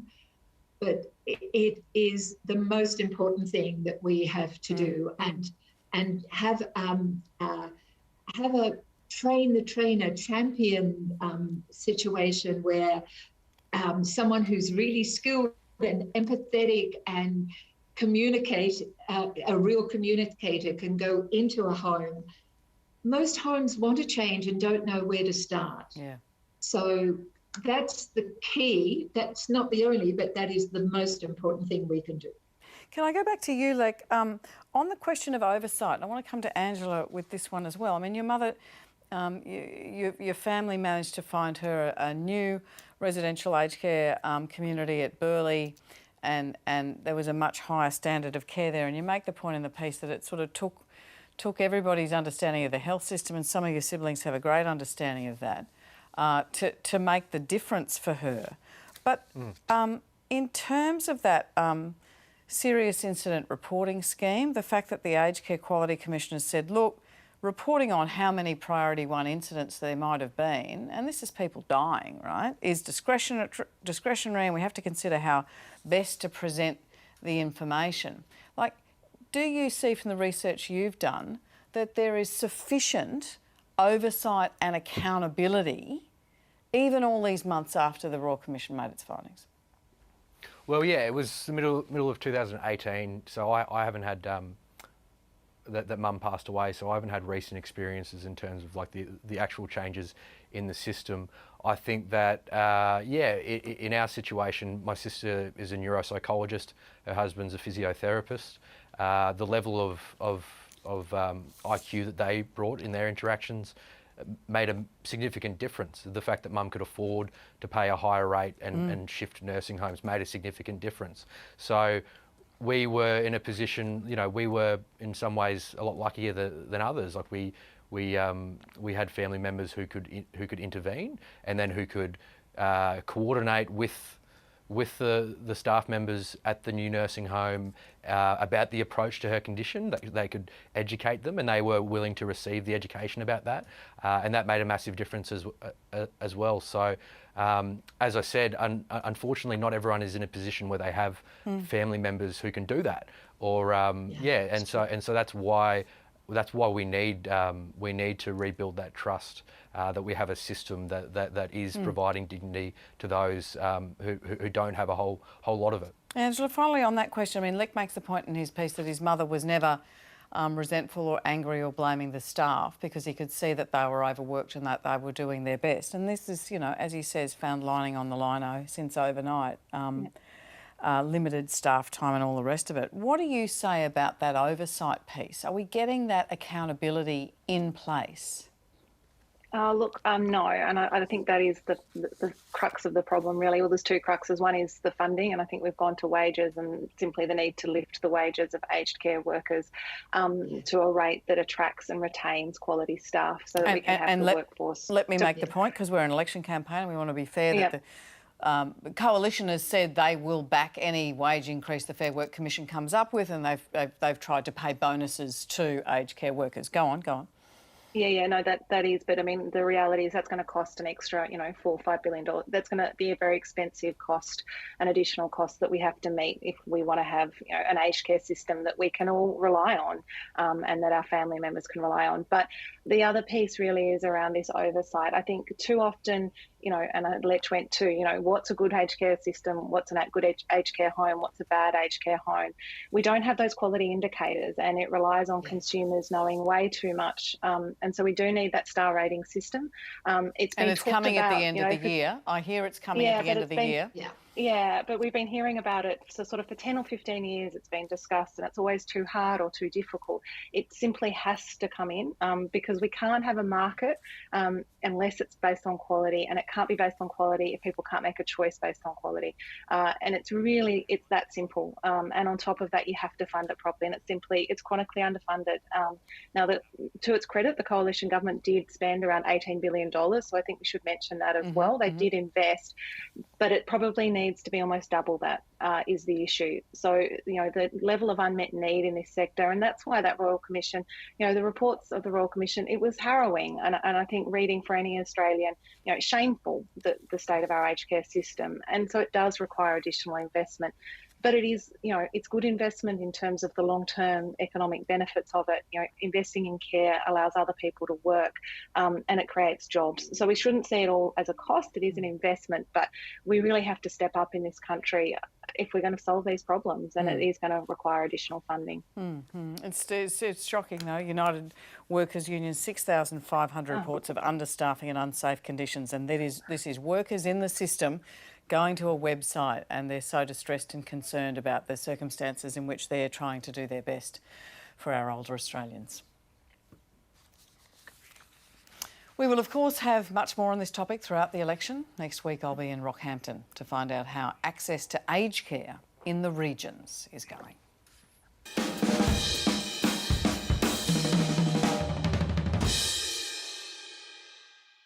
It is no secret that election campaigns can be divisive.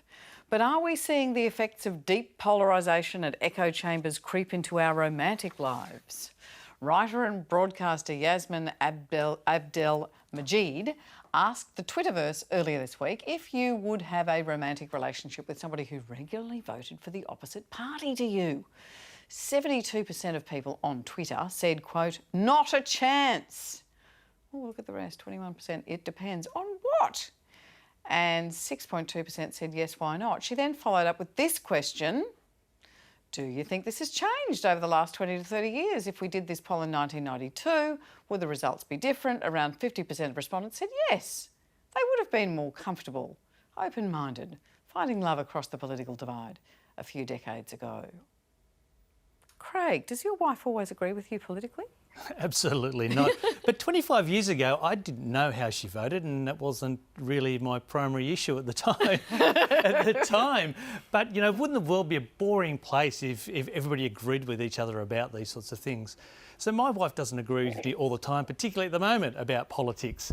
I want to know more. You're handing out how to vote cards for the Liberal Party in Bennelong. I absolutely am. What are her views, Craig? Well, I don't know what she's going to do, but we have some fierce debates about these sorts of things. But I think that's a good thing, and amongst friends as well. You know, one of the things that particularly grounds me is when your friends really bring you back to earth and tell you how they see the world. And, you know, we get in these little echo chambers sometimes amongst our friends. You know, wouldn't it be great if we could go back to that old style of the pub debate? People sit down there with all different views. You don't pigeonhole somebody because they have one view or another and never talk to them again. You know, having interesting fights and arguments. You know, my nieces, who didn't get to choose me, but my nieces challenge me all the time. They're some of the fiercest arguments. What do they pick you up on? Oh, they pick me up on school funding, health funding, all sorts of stuff, and, you know, and particularly climate change. Yeah, yeah. But you are always willing to have a discussion. Sometimes when we go off air and we say good night and they bring up the little thing, you and I will be discussing and arguing and debating and all the way out the front door, and that's fine. But there are other people who are registered members of political parties, particularly those in parliaments, who would be just affronted at any suggestion that you would have an open debate about issues and what's going well and what's not going well. And would say, if you're not with us, you're against us and you're a bastard. Well, I'm not in Parliament, so I've got the freedom to say some of my best friends are socialists. So no, look, really, you know, I think some of the constraints of being a parliamentarian, you've got to toe some party line. But there's some nasty culture warriors around, don't you reckon? Yeah, look, sometimes there are. All around the place. Of all persuasions, you know, there really are. But it's one of the great things that we can have a debate in our country. Sometimes people forget that we have such great freedom here in Australia to have the debate. And in many countries around the world, you can't even have that discussion. So let's celebrate it. Let's get out there. Let's debate. Somebody coming up to me in the street and challenge me on my ideas. I love that.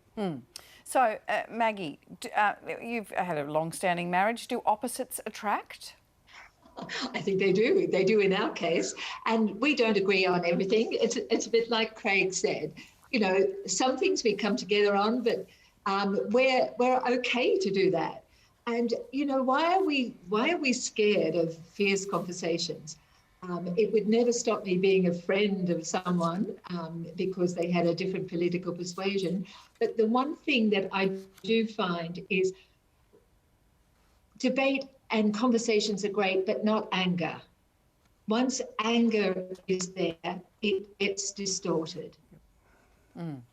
Where would you draw the line, Angela, with your partner? Oh, it's an interesting question. I haven't drawn the line, so I don't know. I think it's an interesting one. I mean, certainly in recent times around vaccinations has been difficult with friends, you know, those who have chosen not to get vaccinated and how you manage those friendships and those concerns. That's probably pushed me more than any other issue. It's been quite emotive and quite difficult. Is there anything your husband could do in the ballot box that would have you show him the door? No, look, I don't think so. Nothing. I think fundamentally, no, that's not true. I guess if he voted, look, I don't think he's not going to do it, so that's okay. But look, there is one political party that if he voted for that you're not going to name, that would be it. That would be it. Well, probably if you voted for One Nation, we'd probably have some issues, but I'm pretty sure he's not going to vote for One Nation, so I think we're pretty safe. But look, I think ultimately, I think it's important to say people can have good values and not necessarily share the same political point of view. And I think too often we get into the, the view that if you have a different political view from me, somehow you're a lesser person, particularly on Twitter. That's simply not the case. I think, people can share common good values about wanting Australia to be a better place and about equity and about, fairness and all those values, but just have different political views. And that's okay. And it's a healthy democracy. And we've got time for a very quick story about you swiped whichever way you have to swipe in order to go out with somebody of a different political persuasion. How did you know she was of a different political persuasion? She was in a picture with Cory Bernardi, so yeah. So you can guess how that would have right-wing Liberal Party gone senator, and then he was an independent. So you knew from the get-go that we were a match made in heaven, yeah. Okay, and but you thought, what the heck? I was just going to say quickly, I spent Easter with my family all together for the first time since the start of coronavirus, and so my brother came over from Perth, Steve, with his 3 kids. My brother John came down from Bundy with his 3 kids. John is a Liberal voter who sympathises with the UAP, and Steve is traditionally a Greens voter who is Mark McGowan's biggest fan, and so our family gatherings are very interesting, very colourful. But it's amazing that in the midst of that, I think maybe it has something to do with coronavirus and how long it had been since we saw each other. Yeah. That we really didn't go. There wasn't any heat at all. Don't go there. No, we sort of brought certain stuff up, but there just wasn't the venom that maybe has plagued previous Easters and Christmases, because I don't know, that maybe there's more perspective now that ultimately the most important thing is the relationships between us rather than the particular ideologies that we have. I've only got 10 seconds. Yes or no? Do you still go out with Cory Bernardi, a woman? No. No. Okay. That's all we have time for. Thanks to our panel, to Craig, to Lek, to Angela and Maggie. My fellow Australians, right now everyone wants to buy your vote. So we're back to show you how your democracy is being sold and bring you all the inside information of how the pollies are trying to spin it to win it. Join our panel of experts, insiders and me, your election guide, Will Anthony Green. Crew and Nation, Wednesday at 8 on ABC TV and ABC iView. Spoken by Will Anderson and the voiceover guy who has to do this bit as fast as possible. WA businesses weathering the COVID storm, but nurses fear the hospital system is struggling.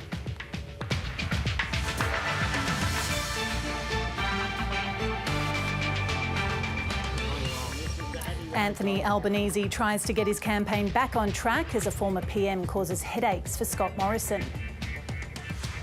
Reports Russian troops have infiltrated the steelworks in Mariupol.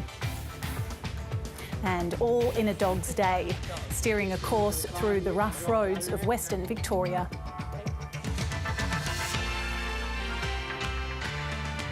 This is ABC Late News. Hello, I'm Brianna Shepherd. The number of new COVID cases in WA remains at near record levels, and businesses say although there are challenges, they're grateful for the eased restrictions. But the Nurses Union says hospitals are barely coping.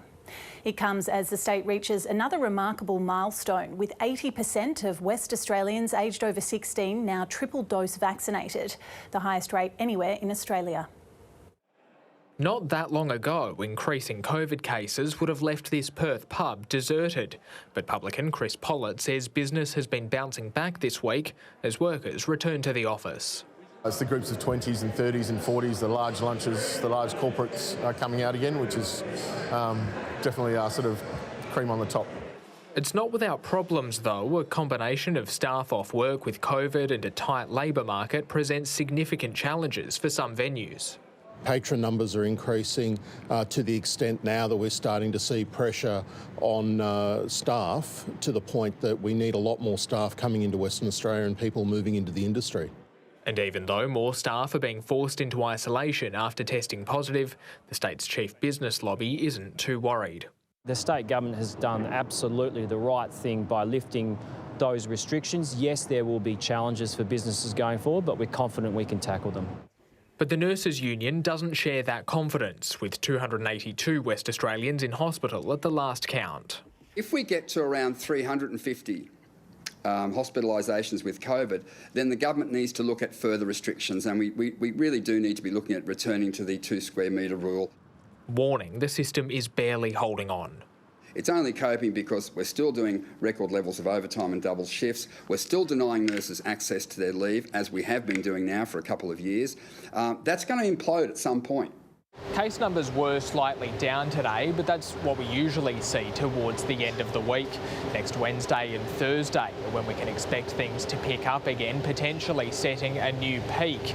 That would only pile more pressure on businesses already feeling the pain. Keith Burke, ABC News. The Prime Minister is telling Australians considering voting for independence to beware. Scott Morrison says a vote for an independent is a vote for parliamentary chaos that would hurt people's incomes and jobs, as well as damage Australia's security. Here's political editor Andrew Probyn. I'll come back. No, I'm in charge. You get the question, then I'll have the answer. After succumbing to the unruly the day before, He's asking. Order. Anthony Albanese takes control, And I've answered the question. which gets you only so far with young Stanley. Hello, what's your name? Stanley. Hello, how you going? Where's your mum or dad? That's your mummy. Hi, mummy. Thanks very much for that contribution. A short reprieve from the pressures of another policy-light campaign day. This is an example of what puts people off politics. Bristling when asked to guarantee there'd be no cuts to social spending under a Labor government. You cannot have a clearer answer than that Labor is putting additional funding into health, education and the NDIS. Although Labor's no longer promising to pay superannuation on taxpayer-funded parental leave, as it pledged at the last election. And you were saying it was your policies recently as last year. No, our policies are when I have announced them. If Anthony Albanese thinks the campaign is hard, I've got news for him. Government's a lot harder. Scott Morrison ratcheting up the pressure on his foe, although the PM's predecessor turned miserable ghost Malcolm Turnbull is making mischief from afar, effectively endorsing a vote for independence. Offer people more choice, and I think that's a very good thing. I don't share his view. The Liberal Party are divided. They're a rabble. Catch the wave. The so-called teal independents are nipping at the heels of Liberals in once blue ribbon seats in Victoria, New South Wales and WA. Scott Morrison claiming their potential influence would go beyond the balance of power in the event of a hung parliament. It's the chaos of a parliament driven by the daily musings of independence. That is going to hurt people's incomes. It's going to hurt people's jobs. It's going to damage Australian security. If just one or two of the teal independents succeed, it'll be very difficult for the coalition to secure majority government, given likely gains for Labor in WA, South Australia and Victoria. Pre-poll voting starts Monday, which will kick off a final fortnight advertising blitz from both sides. If you think the campaign's been a touch negative so far, it's about to get a whole lot worse. Andrew Probyn, ABC News, Canberra. A desperate rescue mission is underway to evacuate hundreds of civilians from the besieged steelworks in eastern Ukraine. The facility has become a fortress from where Ukrainian fighters are making a final stand. Ukraine's military says Russian shelling of the steelworks has been relentless, despite having agreed to a 3-day ceasefire. Our correspondent Nick Dole is in Dnipro. This is the last part of Mariupol still in Ukrainian hands. Inside the Azovstal steel plant are 200 civilians, including at least 20 children, and now Russian troops. Currently, Russian shelling and the assault on Azovstal do not stop, but civilians still need to be taken out. Just imagine this hell. There are children there. Hassan is a medic who filmed this video from inside. I don't know which day of the war it is. People are dying, some from wounds, some from starvation. We have no time. I don't know if there's a tomorrow for me.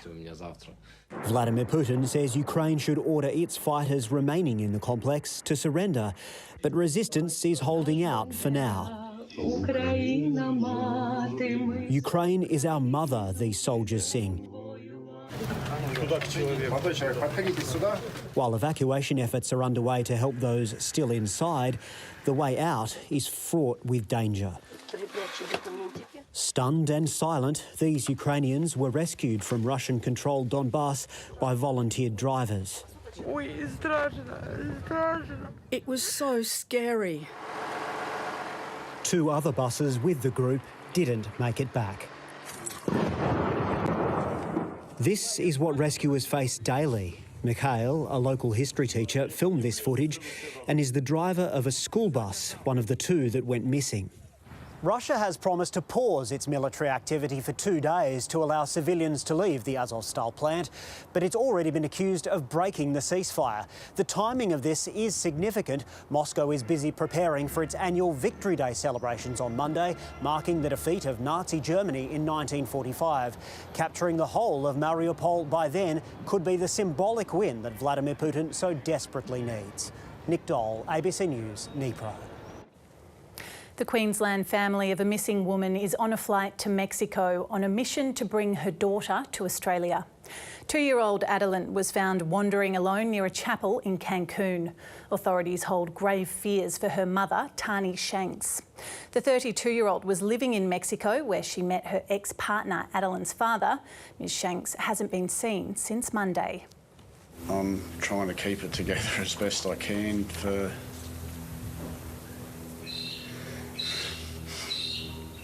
when I'm home.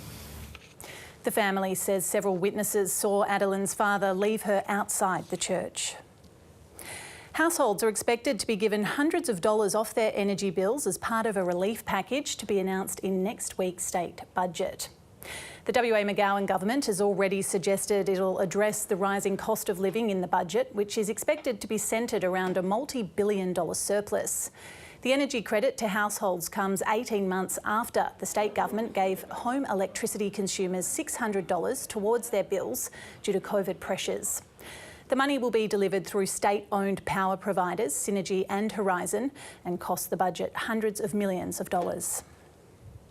A tiny Jack Russell Terrier named Lexi has taken rounding up sheep to the next level with the help of her inventive owner. After a farmyard accident damaged her leg, Lexi had to find a new way to pitch in, but it might not be what you expect.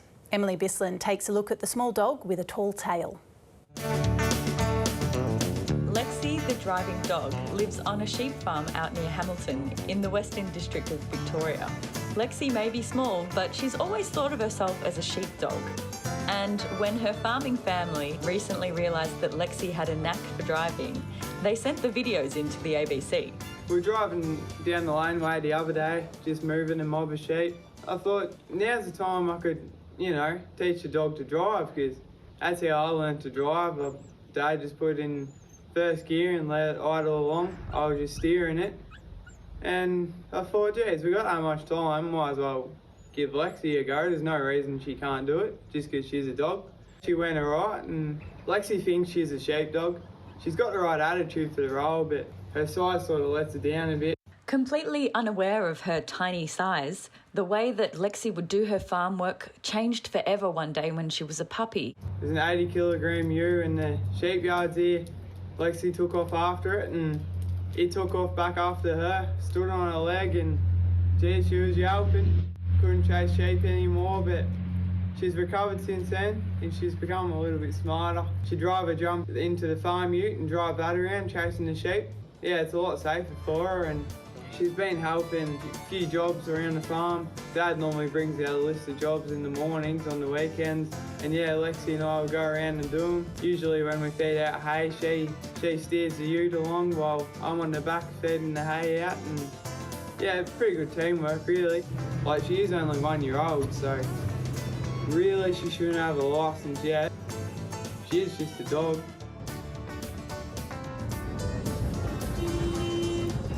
Alexa.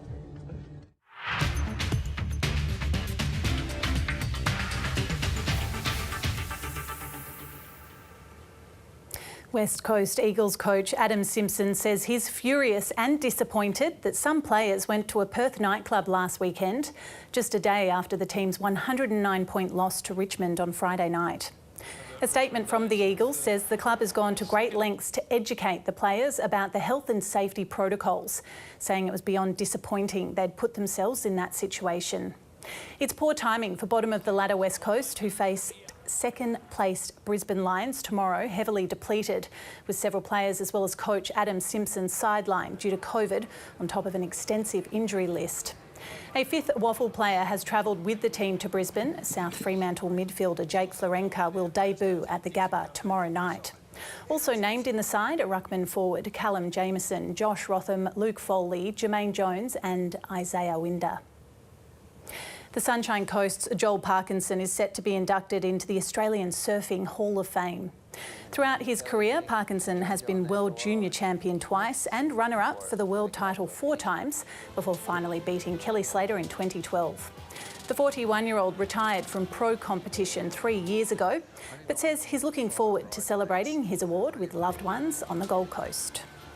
There's about 20 of my friends and family coming along, which will be awesome to, when you get an award like this, it's great to have that support of all your friends and family that want to be there, and because it's probably going to be my last award I'll ever receive. Once you go to the Hall of Fame, I don't think there's much after that. Other Hall of Famers include Parkinson's lifelong friend Mick Fanning, who was inducted last year, and Steph Gilmore and Lane Beachley.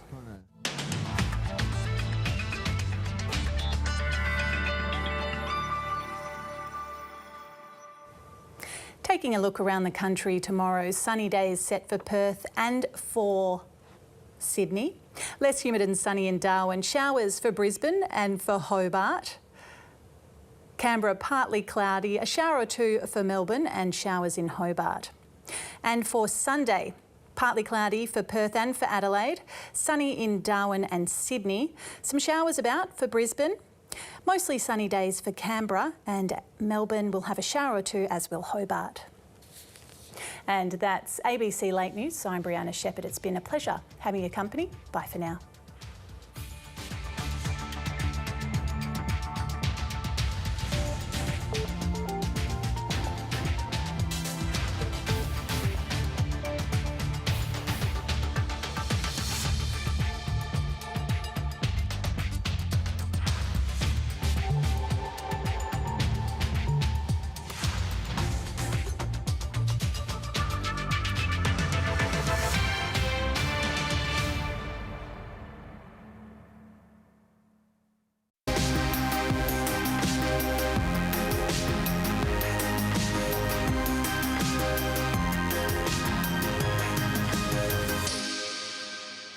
Hello and welcome to The Virus. I'm Jeremy Fernandez.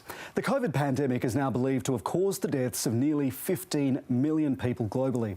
The World Health Organization believes many countries undercounted the numbers of COVID deaths. The pandemic has impacted every single aspect of our lives for the past 2 years, but on the election campaign trail, it seems both major parties are afraid of talking about it for very different reasons. More on that in a moment, but first let's bring in Casey Briggs. Casey, how has the WHO arrived at that estimate of 15 million deaths? It's a big number, Jeremy. If you add up all of the deaths that have been reported around the world right back to the beginning of the pandemic, you'll come to a number about 6.2 million.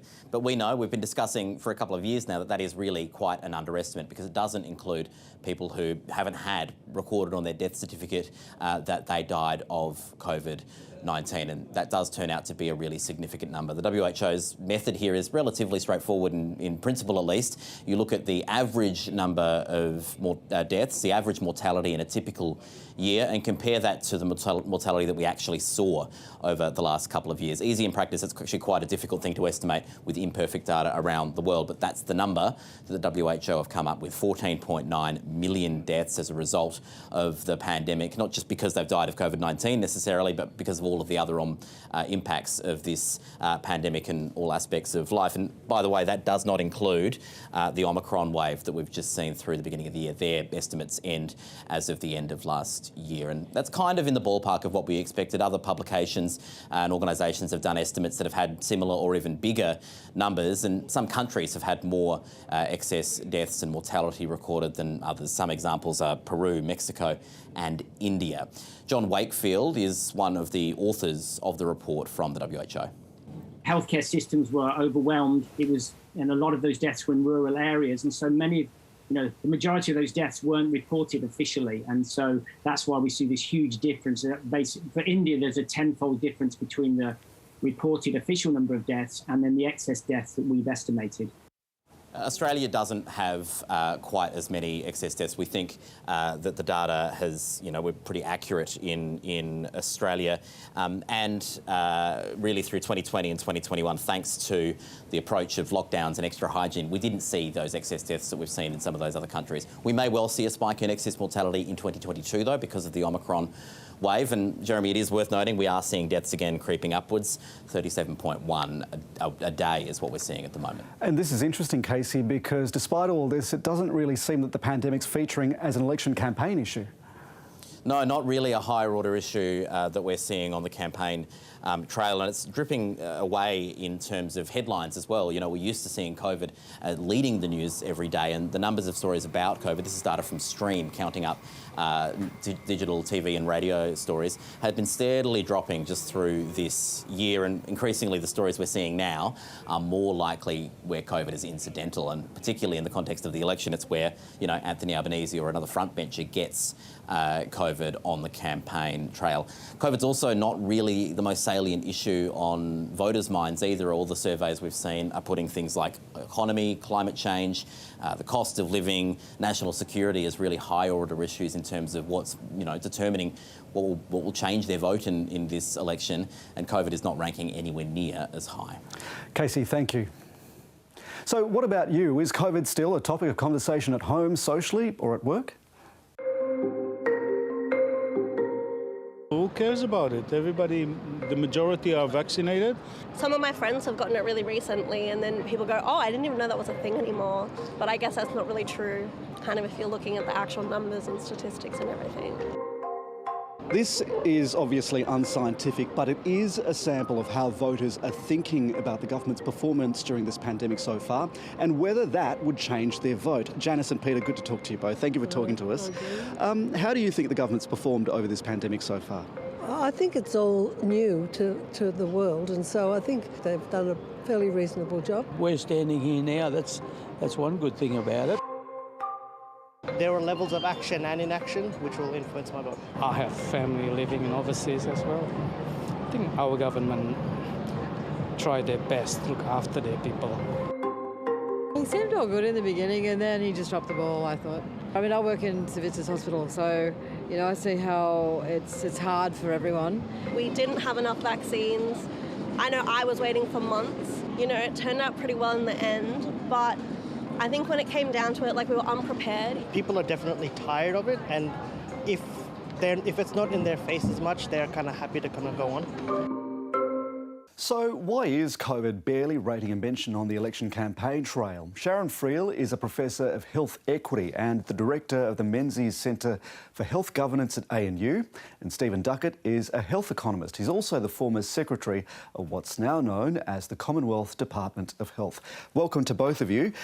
Professor Duckett, we're not hearing much from the major candidates on the campaign trail about COVID. Is it a reflection that people in the community have largely moved on?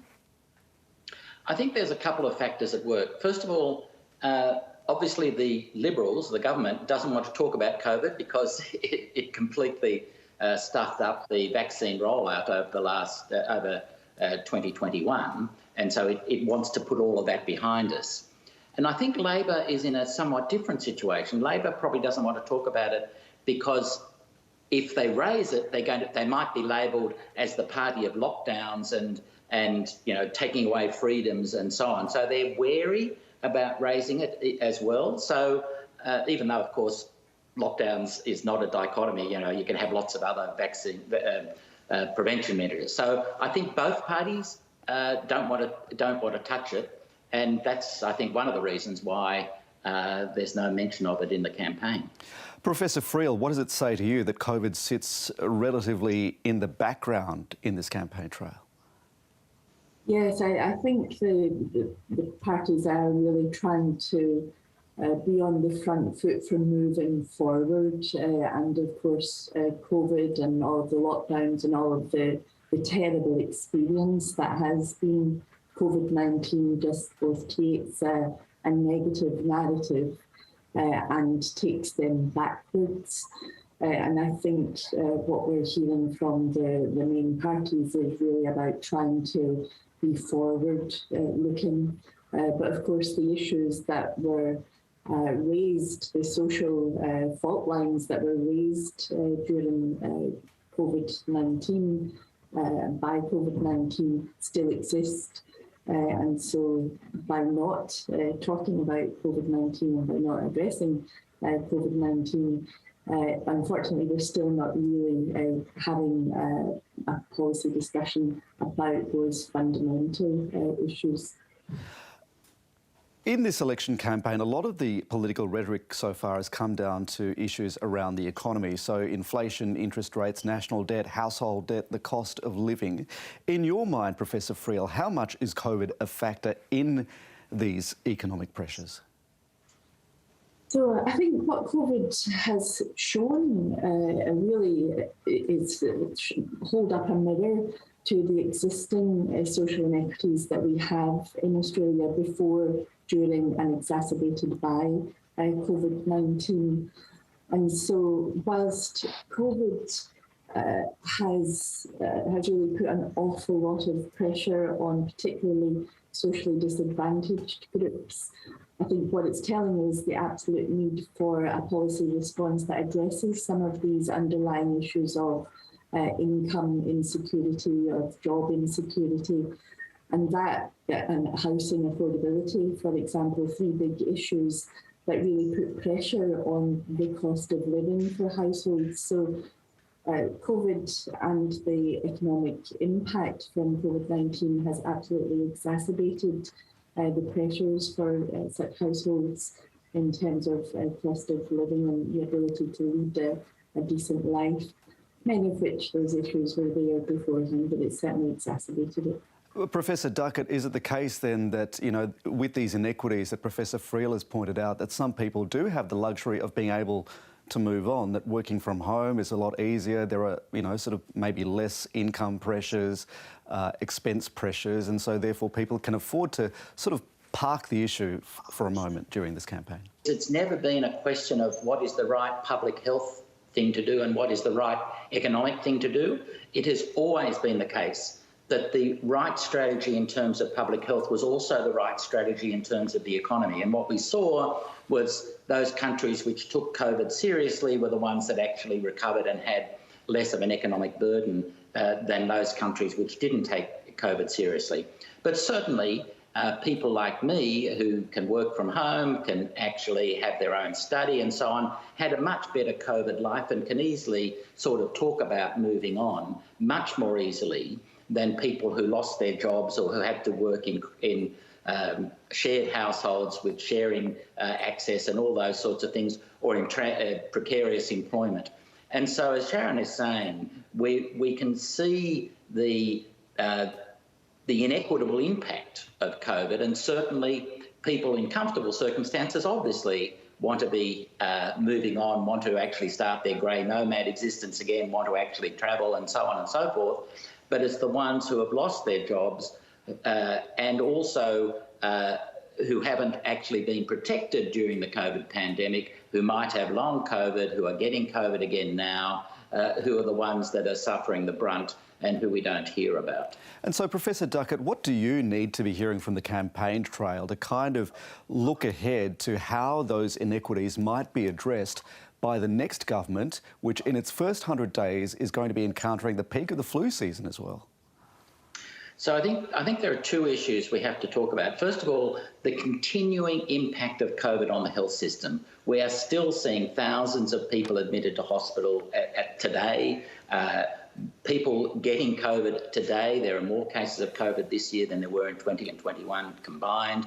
And so the government has to actually, a new government has to actually say, we are going to take the actual treatment issues, the hospital issues and so on seriously, and we're going to try and make sure the hospitals can cope. The staff are overwhelmed, they're exhausted, there's a huge backlog of elective procedures, there's a huge backlog of people who didn't go and see their GP because of a suspicious lump. So the government has to own the problem and do something about it. That's the first point.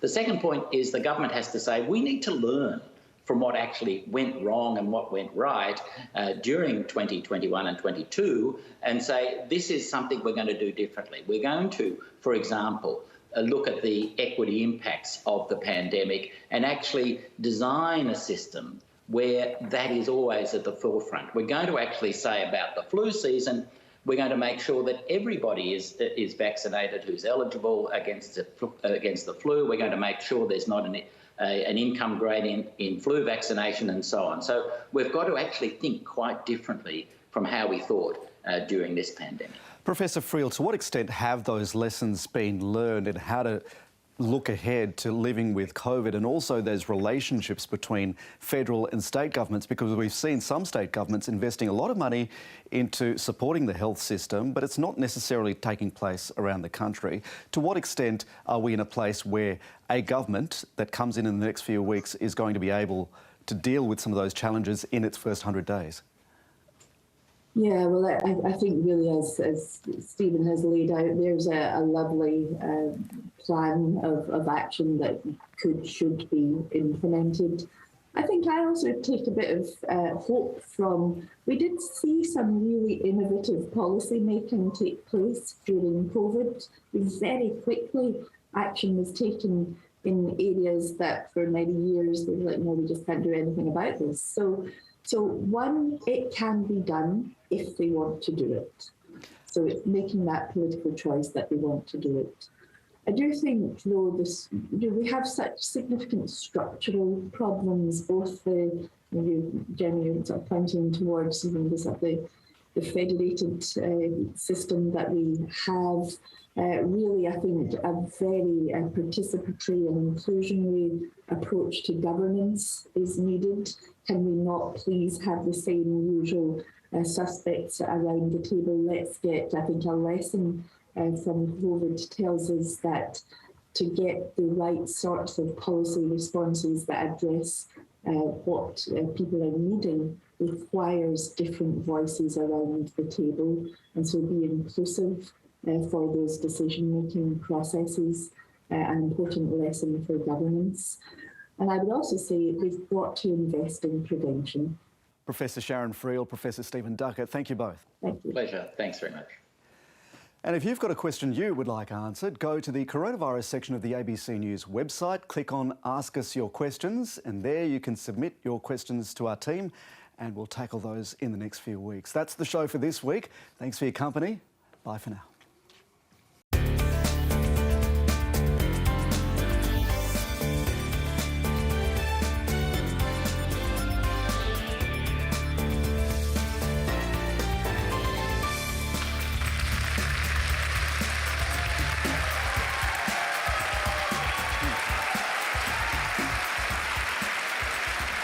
Hello, I'm David Spears. We're coming to you live from Eugene Goosens Hall in Sydney tonight. My guest this evening is the opposition leader, Anthony Albanese. Please make him feel very welcome.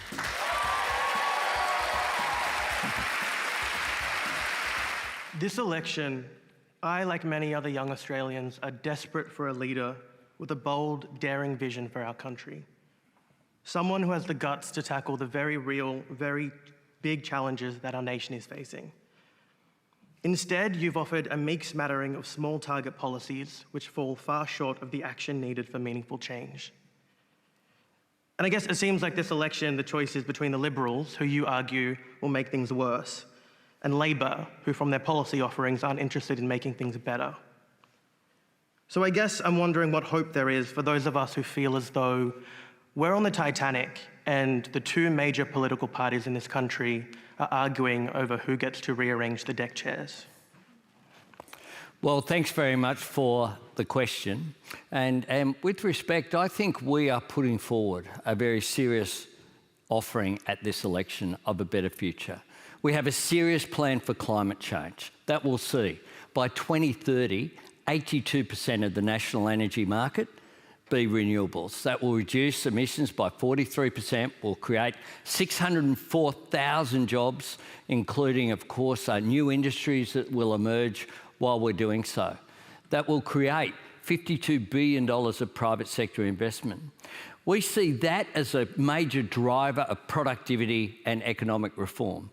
And together with that, we have a National Reconstruction Fund to support new industries, to support existing industries to transform as well. And we want to train Australians to fill those jobs of the future. By creating Jobs and Skills Australia, we'll have 465,000 fee-free TAFE places, 20,000 additional university places. We have a plan for cheaper childcare, a plan for cheaper electricity. We have a plan to make more things here using that National Reconstruction Fund. And we have plans including recognising First Nations people through constitutional change and a constitutionally enshrined voice to Parliament. We have comprehensive plans to deal with the challenges that we have at the moment. The alternative is 3 more years of drift, 3 more years of a Prime Minister who says it's not my job to solve the big challenges that Australia is facing. You're right to identify them. They are big. We have practical plans that are implementable in our first term. To Brent's question, though, I mean, Labor is taking a more limited policy offering to this election than 3 years ago. Is it possible you've underestimated the appetite for reform coming out of the pandemic? What we've done is to identify 2 things, David. One is the pandemic showed us the strength of Australian society. There is that sense whereby people have made sacrifices. People have been magnificent over the last couple of years. But it's also shown the weaknesses in the economy.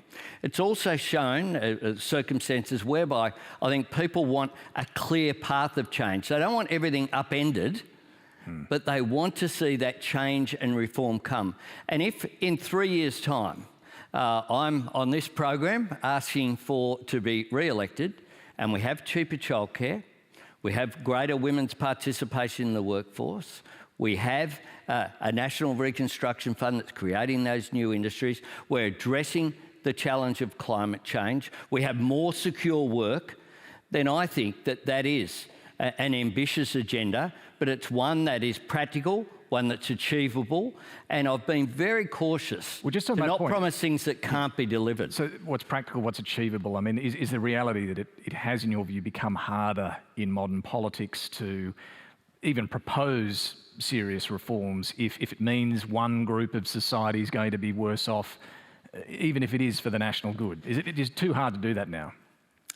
I believe it's still possible. I think, for example, on climate, people want to end the climate wars. People are sick of the debate. And you have a policy that's been announced by us that's supported not just by the trade union movement, but the Business Council of Australia, the Australian Chamber of Commerce and Industry that I addressed today, Australian Industry Group and the National Farmers Federation. People do want solutions. People but it's not as ambitious as last. Get away. And as well, I think people have conflict fatigue. People are sick of the arguments that have really dominated politics for a considerable period of time. We had prime ministers changing. We had a government elected last time essentially campaigning on not being us, campaigning against Labor. And this time again, you've had a government that struggles with the present but has no plan for the future. Even their cost of living measures, they all end once people have cast their vote. Now, we have a plan for the future beyond that, to grow productivity, to grow the economy, to grow opportunity. And I think that there are very stark differences between the major parties at this election. Well, just, Brent, quickly back to you. Are these big ideas enough for you? It's all just a bit of spin, right? I mean, your shared equity house buying scheme does nothing to address the underlying issues affecting the skyrocketing price of home ownership. Your climate policy doesn't do enough to reduce emissions at a rate which is necessary to avoid global catastrophe. Your border protection policy doesn't do anything to even look at the cost, not just in terms of fiscal cost, but the cost of human life of offshore detention and boat turnbacks.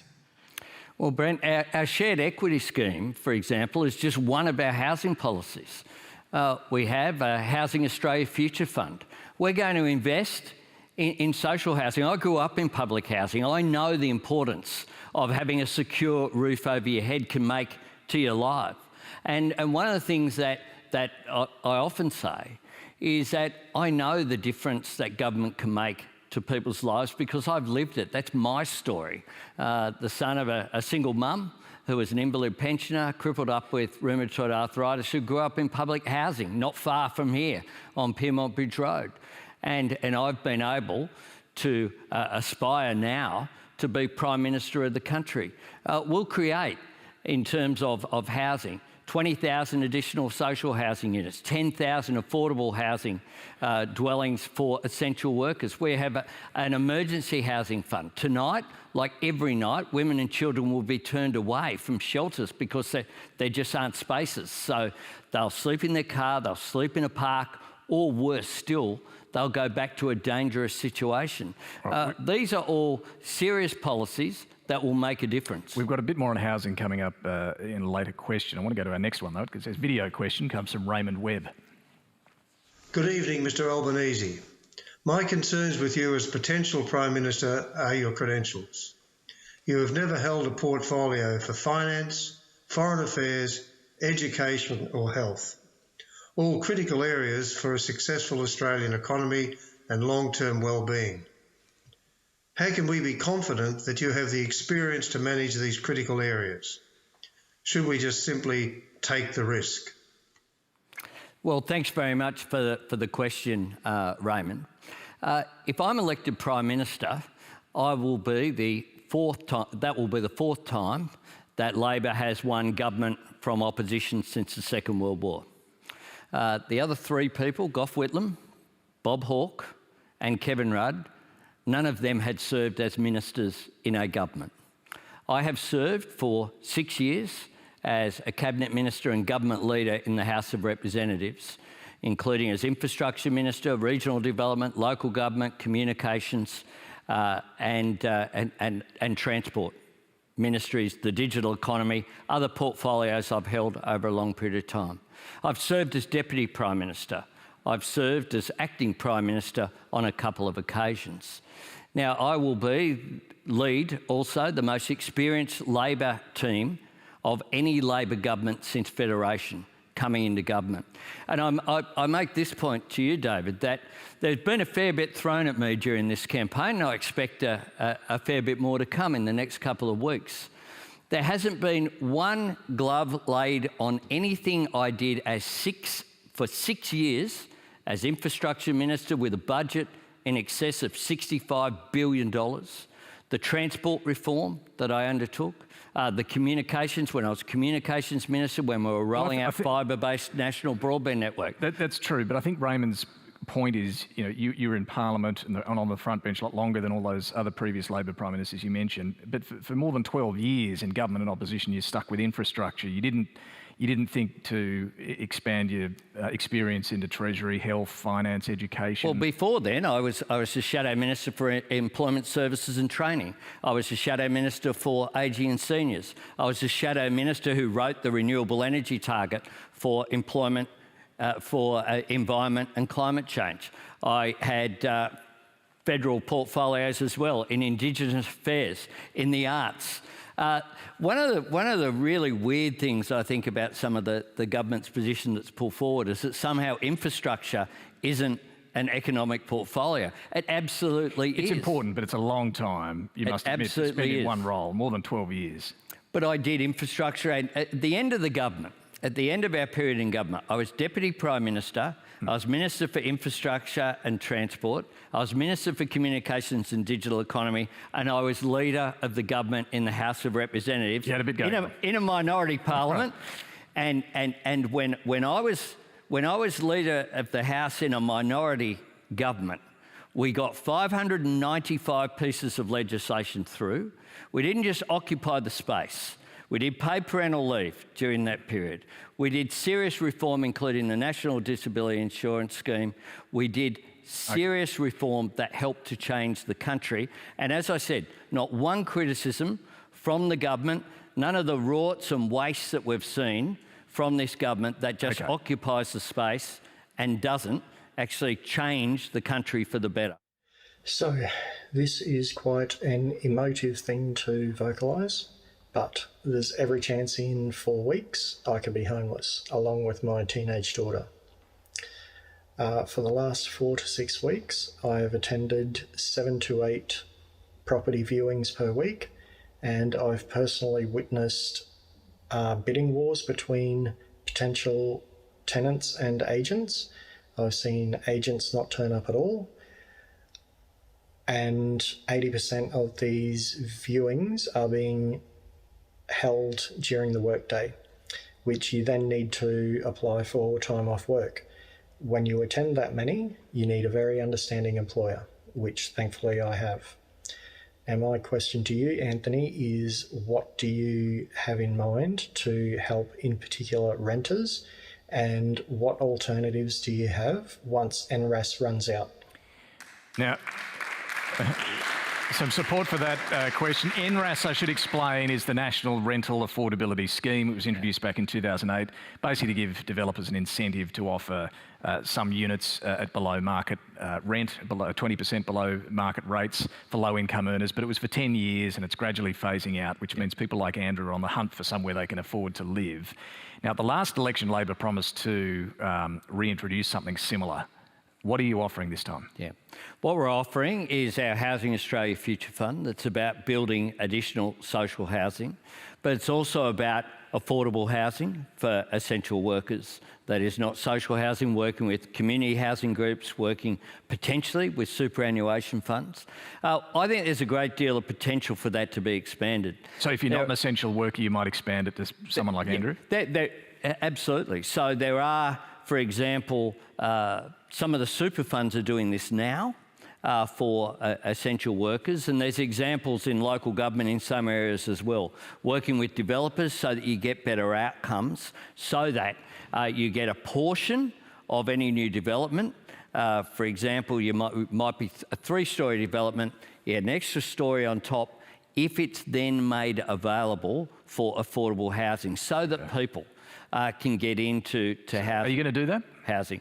We're going to examine all of that, absolutely. Okay. We have a range of policies that we've announced already out there for social housing, emergency housing, affordable housing, and for our plan in terms of shared equity. That's also about taking people who can't possibly get into home ownership and giving them a foot in the door of home ownership based upon schemes that work in Western Australia that's been operating for 30 years. In Victoria, in the trial, interestingly, 1 in every 6 of homes who participated in that trial, which started around about 2017, have actually then purchased additional equity. I don't know if Andrew is quite up to buying a home at the moment, but it sounds like you might do more in... And as well, we will have a national homelessness strategy. Okay.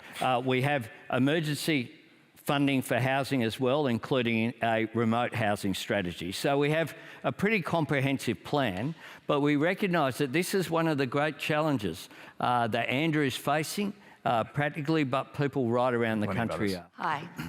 My question's about aged care. As we know, it's a really big problem, and you have said that you are going to provide 24/7 registered nurses and put into place the findings of the Royal Commission. How are you going to do this? Where are you going to get the staff from? And are we going to then know how the money is actually spent and make it transparent? Because it certainly isn't now. We don't know whether the money that's being spent is being put into the meals of our residents and our vulnerable citizens, or whether it's lining the pockets of executives. Thanks very much for the question. I know that this has been an issue that has grown in significance over a period of time as the crisis has got worse. I think the fact that the Aged Care Royal Commission interim report was titled with one word, neglect, is just shocking in Australia in 2022. So to go to the specifics of your question as well, yes, in terms of transparency, we need to make sure, and we will, mean that every provider has to provide information, transparency about every dollar and where it goes. Because we want to make sure that every dollar goes to better food, to better care, not into someone getting a new Ferrari or or what have you. We want to make sure it goes to aged care residents. That's one of the plans we've put forward in terms of nutrition. We've got Maggie Beer and her foundation helping us in terms of nutrition and food and working out the plan, because that's part of it. One of the most shocking stories, I think, about that came through the Aged Care Royal Commission, came through a number of times about food that was left over being scraped off plates, put into blenders and served up as puree for residents the next day.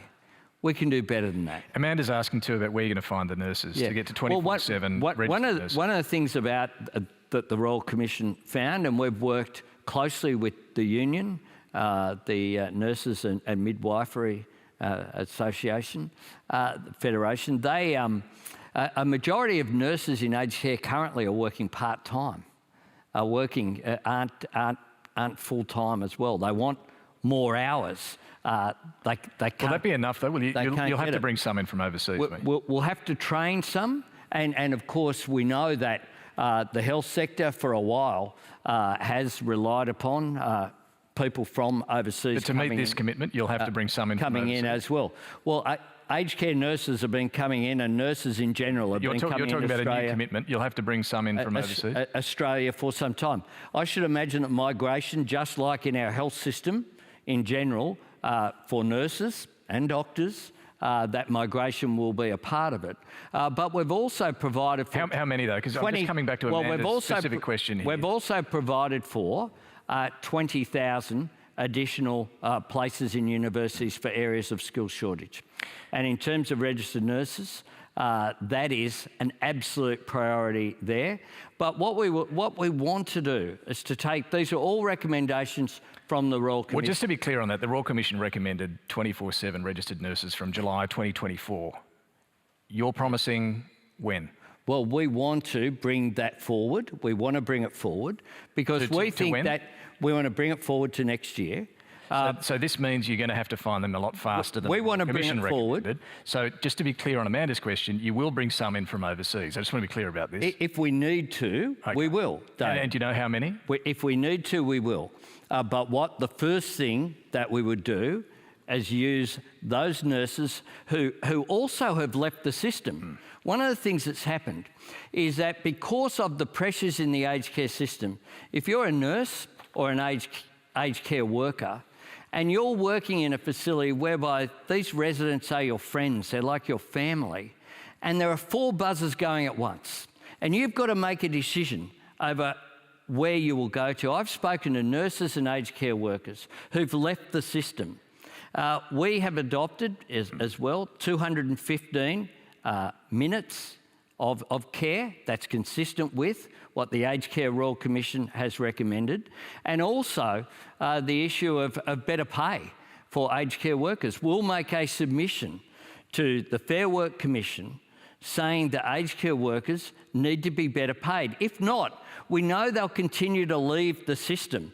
That's the point here, David. It's not a matter of whether you go keep the status quo or do something, because the status quo will mean you go backwards. Okay. Now, we're not pretending that these things can be done overnight. We are saying, though, that we need to deliver on it, and the current government haven't committed to 24/7 nurses at all. I'd like to ask if the federal ICAC will function retrospectively to investigate the current government's actions.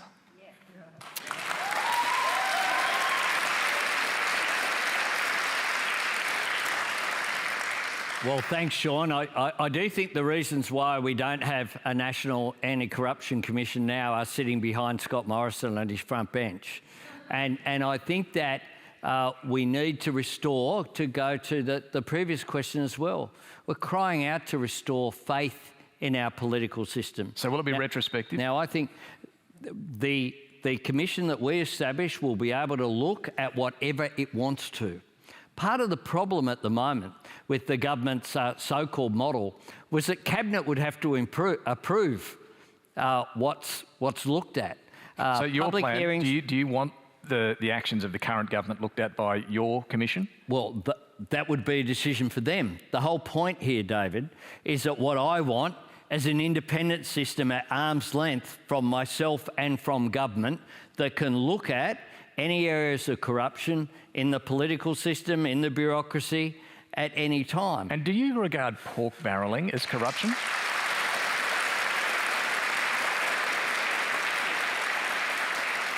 Is pork barrelling corruption? I think that some of the schemes that we have seen, when you have $30 million paid for a block of land that's worth $3 million, where you have programs where only government members or candidates can apply or even know these projects exist, and then they're announced, there's something wrong there. Okay, but is pork barrelling corruption? Is pork barrelling corruption? Because both sides do it. There is something wrong there. So I think that in terms of, look, commitments will be given by all political parties. In marginal seats with our money. But they should, one of the things that I did, well, I'll tell you what I did, David, as the minister responsible let's for look at what you're doing community now, infrastructure. as leader of the opposition. Well, this is the sort of thing that I would do.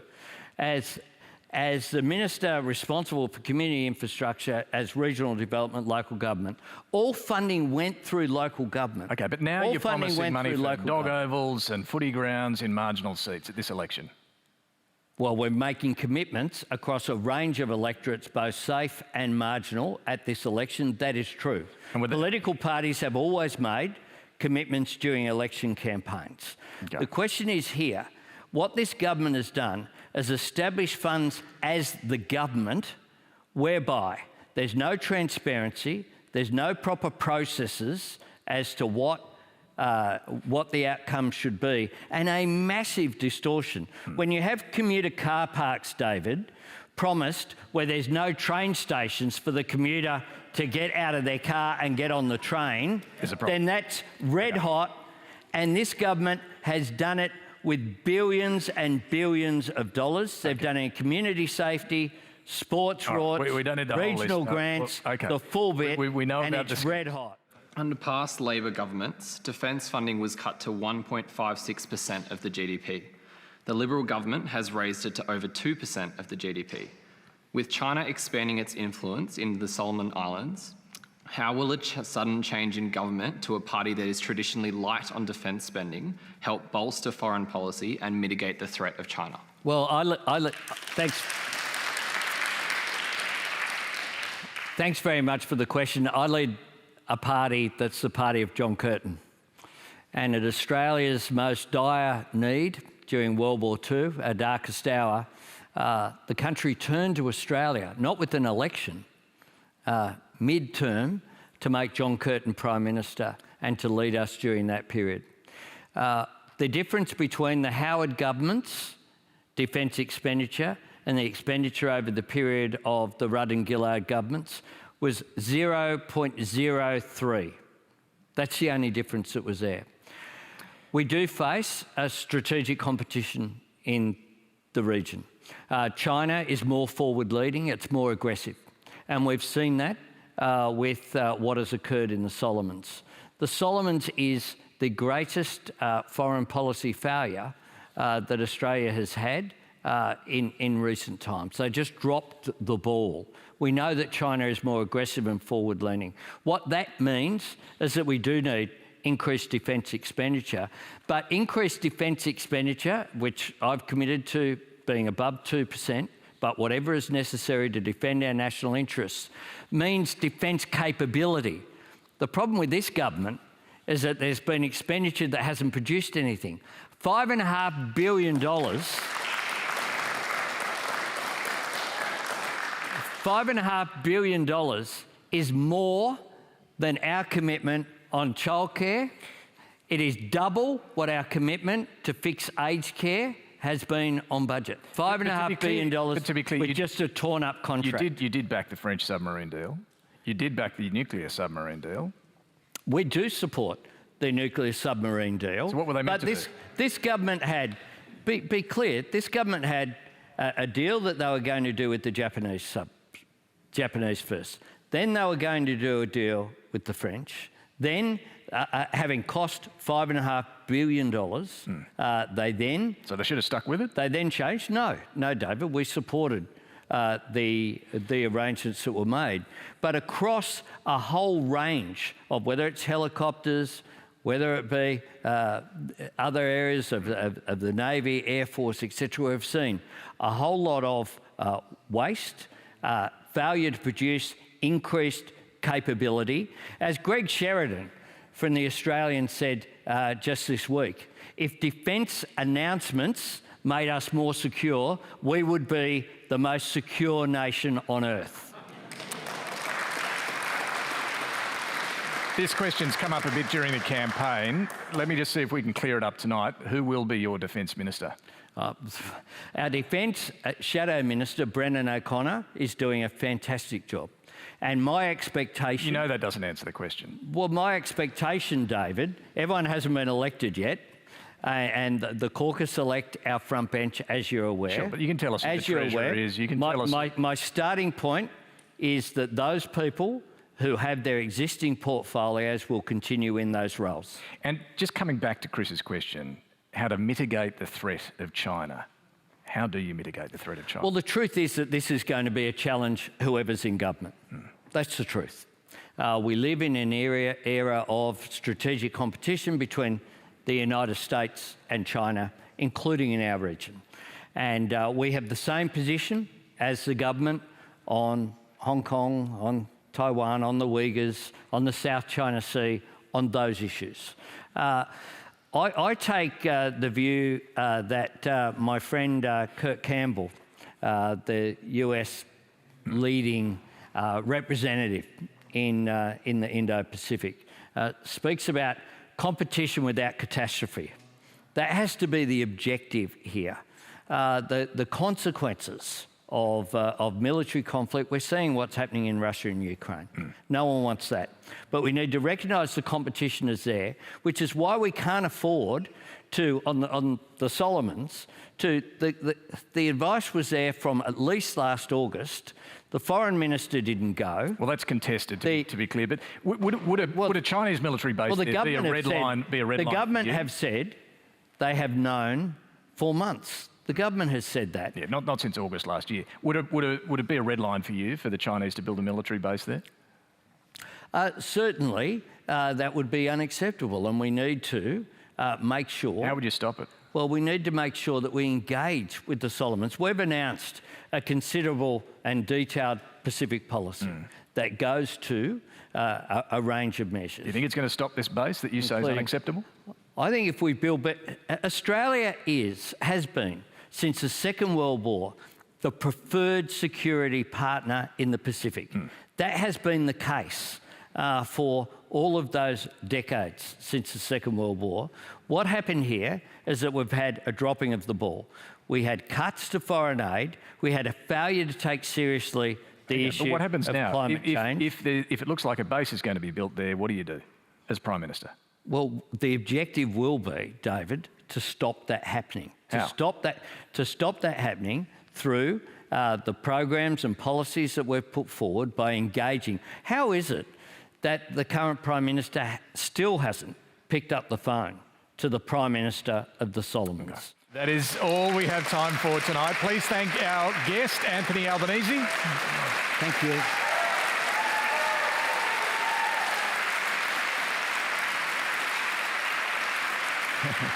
Thank you.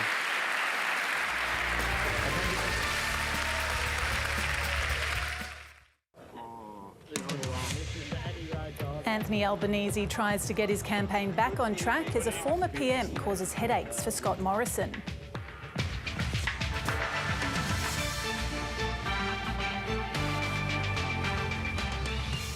Reports Russian troops have infiltrated the steelworks in Mariupol. A new threat, cases of the flu double in a week in New South Wales. And all in a dog's day, steering a course through the rough roads of Western Victoria.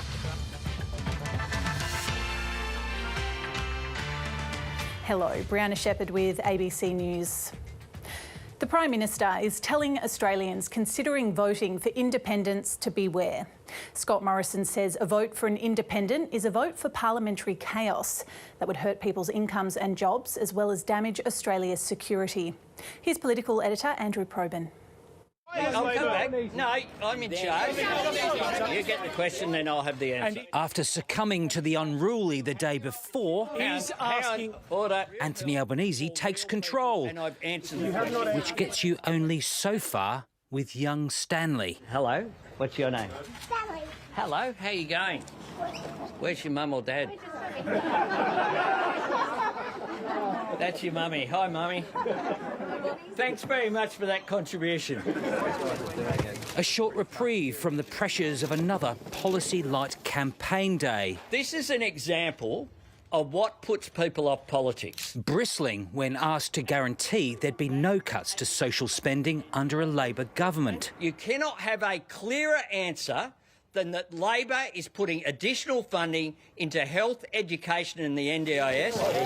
Although Labor's no longer promising to pay superannuation on taxpayer-funded parental leave, as it pledged at the last election. You were saying it was your policies recently as last year. No, our policies are when I have announced them. If Anthony Albanese thinks the campaign is hard, I've got news for him. Government's a lot harder.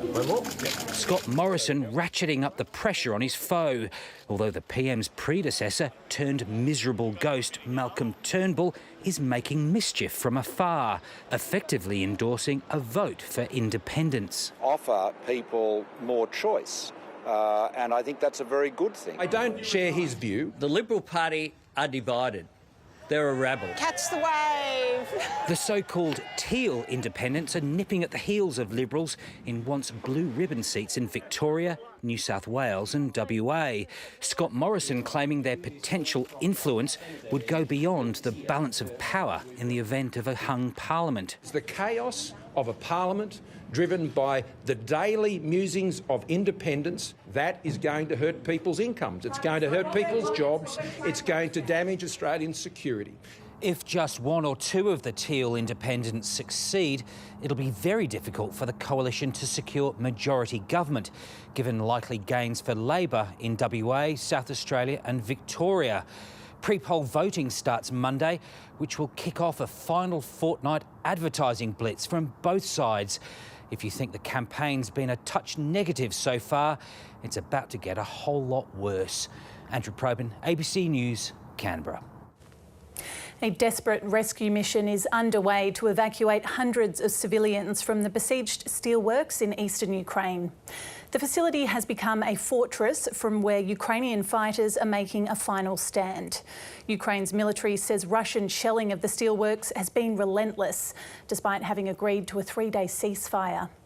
Our correspondent Nick Dole is in Dnipro. This is the last part of Mariupol still in Ukrainian hands. Inside the Azovstal steel plant are 200 civilians, including at least 20 children, and now Russian troops. Currently, Russian shelling and the assault on Azovstal do not stop, but civilians still need to be taken out. Just imagine this hell. There are children there. Hassan is a medic who filmed this video from inside. I don't know which day of the war it is. People are dying, some from wounds, some from starvation. We have no time. I don't know if there's a tomorrow for me. Vladimir Putin says Ukraine should order its fighters remaining in the complex to surrender, but resistance is holding out for now. Ukraine is our mother, these soldiers sing. While evacuation efforts are underway to help those still inside, the way out is fraught with danger. Stunned and silent, these Ukrainians were rescued from Russian-controlled Donbass by volunteered drivers. It was so scary. 2 other buses with the group didn't make it back. This is what rescuers face daily. Mikhail, a local history teacher, filmed this footage and is the driver of a school bus, one of the 2 that went missing. Russia has promised to pause its military activity for 2 days to allow civilians to leave the Azovstal plant, but it's already been accused of breaking the ceasefire. The timing of this is significant. Moscow is busy preparing for its annual Victory Day celebrations on Monday, marking the defeat of Nazi Germany in 1945. Capturing the whole of Mariupol by then could be the symbolic win that Vladimir Putin so desperately needs. Nick Dole, ABC News, Dnipro. The Queensland family of a missing woman is on a flight to Mexico on a mission to bring her daughter to Australia. 2-year-old Adeline was found wandering alone near a chapel in Cancun. Authorities hold grave fears for her mother, Tani Shanks. The 32-year-old was living in Mexico where she met her ex-partner, Adeline's father. Ms Shanks hasn't been seen since Monday. I'm trying to keep it together as best I can for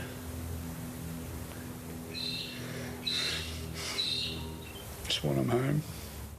The family says several witnesses saw Adeline's father leave her outside the church. The daughter of the late US President John F. Kennedy has been confirmed as the next US ambassador to Australia. An author and lawyer, Caroline Kennedy, has previously served as ambassador to Japan under former President Barack Obama. She steps into the role in Canberra during a time of heightened tension with China and ongoing concerns over Solomon Islands Security Pact with Beijing. Meanwhile, President Joe Biden has announced a change in the top communications job in Washington. Karine Jean-Pierre has been named as the new White House press secretary, becoming the first black and openly gay person to hold the position. She replaces Jen Psaki, who is stepping down from the post next week. The number of influenza cases in New South Wales has more than doubled in a week. A key sign an early flu season is already here. For the last 2 years, closed borders have kept new strains out and case numbers low. But now health experts are expecting a challenging winter ahead, so they're urging everyone to roll up their sleeves. Relax your arm. The call to arms has been more synonymous with COVID recently, but with open borders comes the return of the flu. Most of them, 50-60% of the people who's coming through our pharmacy are not getting COVID, they actually got the flu.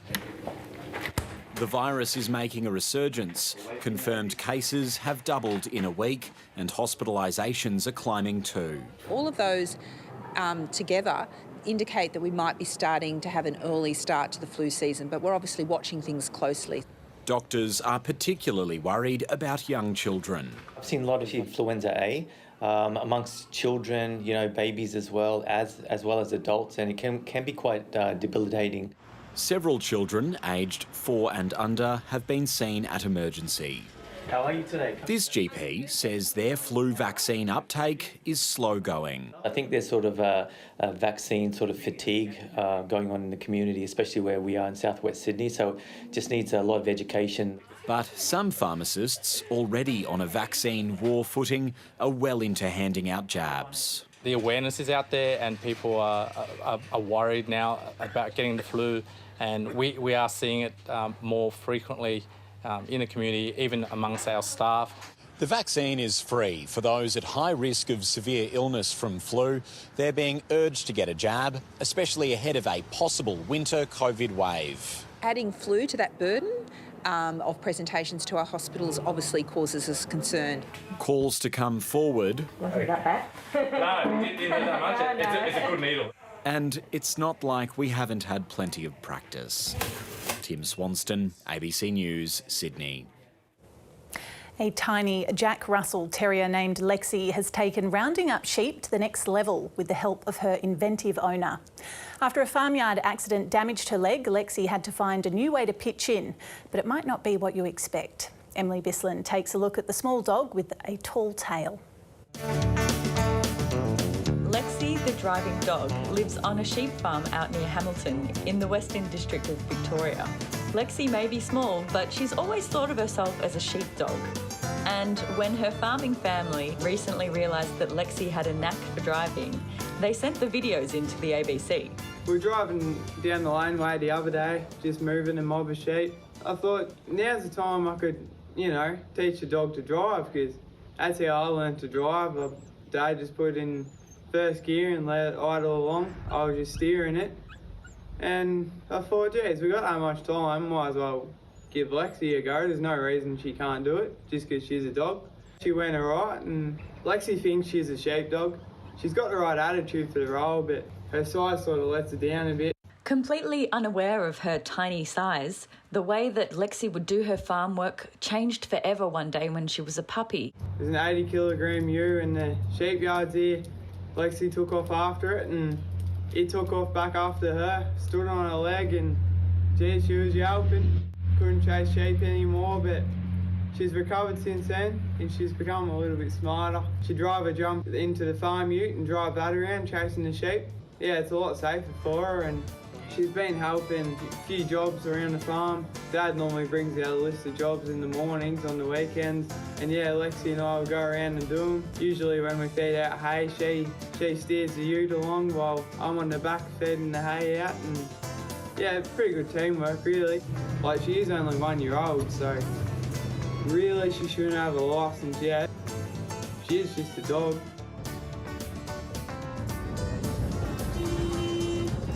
Alexa.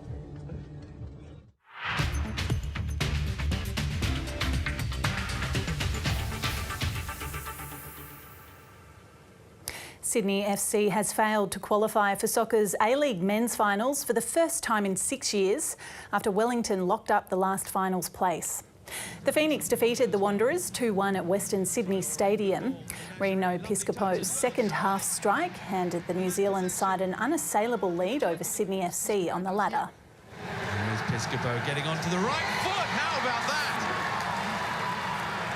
Reno Piscopo underlining all his class. Even if the Sky Blues win their 2 remaining games, they'll be unable to close the gap to the 6th placed Phoenix. The Sunshine Coast's Joel Parkinson is set to be inducted into the Australian Surfing Hall of Fame. Throughout his career, Parkinson has been World Junior Champion twice and runner-up for the world title 4 times before finally beating Kelly Slater in 2012. The 41-year-old retired from pro competition 3 years ago, but says he's looking forward to celebrating his award with loved ones on the Gold Coast. There's about 20 of my friends and family coming along, which will be awesome to, you know, when you get an award like this, it's great to have that support of all your friends and family that want to be there, and because it's probably going to be my last award I'll ever receive. You know, once you go to the Hall of Fame, I don't think there's much after that. Other Hall of Famers include Mick Fanning, Steph Gilmore and Lane Beachley.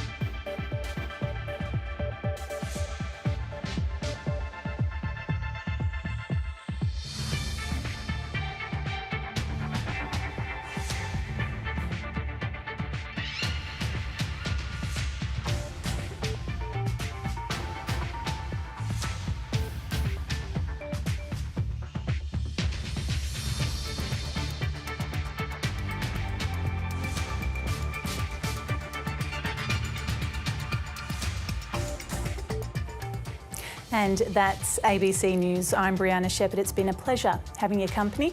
Bye for now.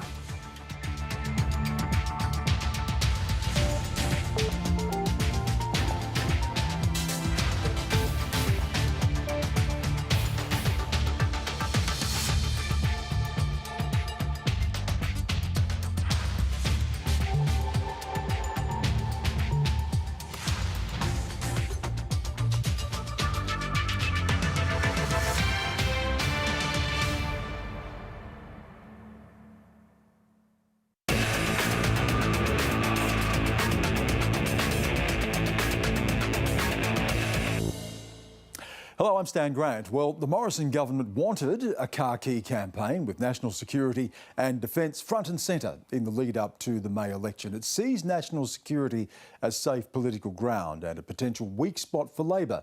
But the cost of living has dominated the campaign and the Prime Minister has rejected claims the interest rate hike is going to hurt him on polling day. Recently, the coalition made a series of major defence announcements, including a $10 billion submarine base to house the future nuclear submarines and a $38 billion expansion of the armed forces between now and 2040. But the new security agreement between China and Solomon Islands has seen the government make a strategic withdrawal on the car key campaign. ABC Defence correspondent Andrew Green looks at how the two parties stack up on national security. In this so-called khaki election, the government's putting a lot of emphasis on its defence spending. It's largely a bipartisan commitment, given Labor has pledged to match virtually all of the coalition's promises. The Defence Minister argues that by aiming for military spending to reach 2% of GDP overall, the government's restoring funding cuts by Labor when it was last in office. When we came into government, spending was at 1.56% of GDP, the lowest level since 1938. The opposition counters that during the Gillard government, defence spending averaged 7.15% of all government outlays, while in the next financial year it's only tipped to be a fraction over 6%. With the economy growing faster than expected, getting defence spending to reach that 2% of GDP is taking a little longer than expected and not forecast to occur until next year. The coalition's proposing to also grow the ADF by 18,500 uniformed personnel by 2040. And 2 years ago, Scott Morrison outlined $270 billion in overall defence hardware spending over the coming decade. That includes huge investments on future submarines, frigates, armoured vehicles and joint strike fighter aircraft. And since then, Australia has sensationally scrapped its $90 billion French submarine project in favour of an even more expensive nuclear option under the AUKUS partnership. $5 billion has been spent on subs that haven't produced anything except a torn-up contract.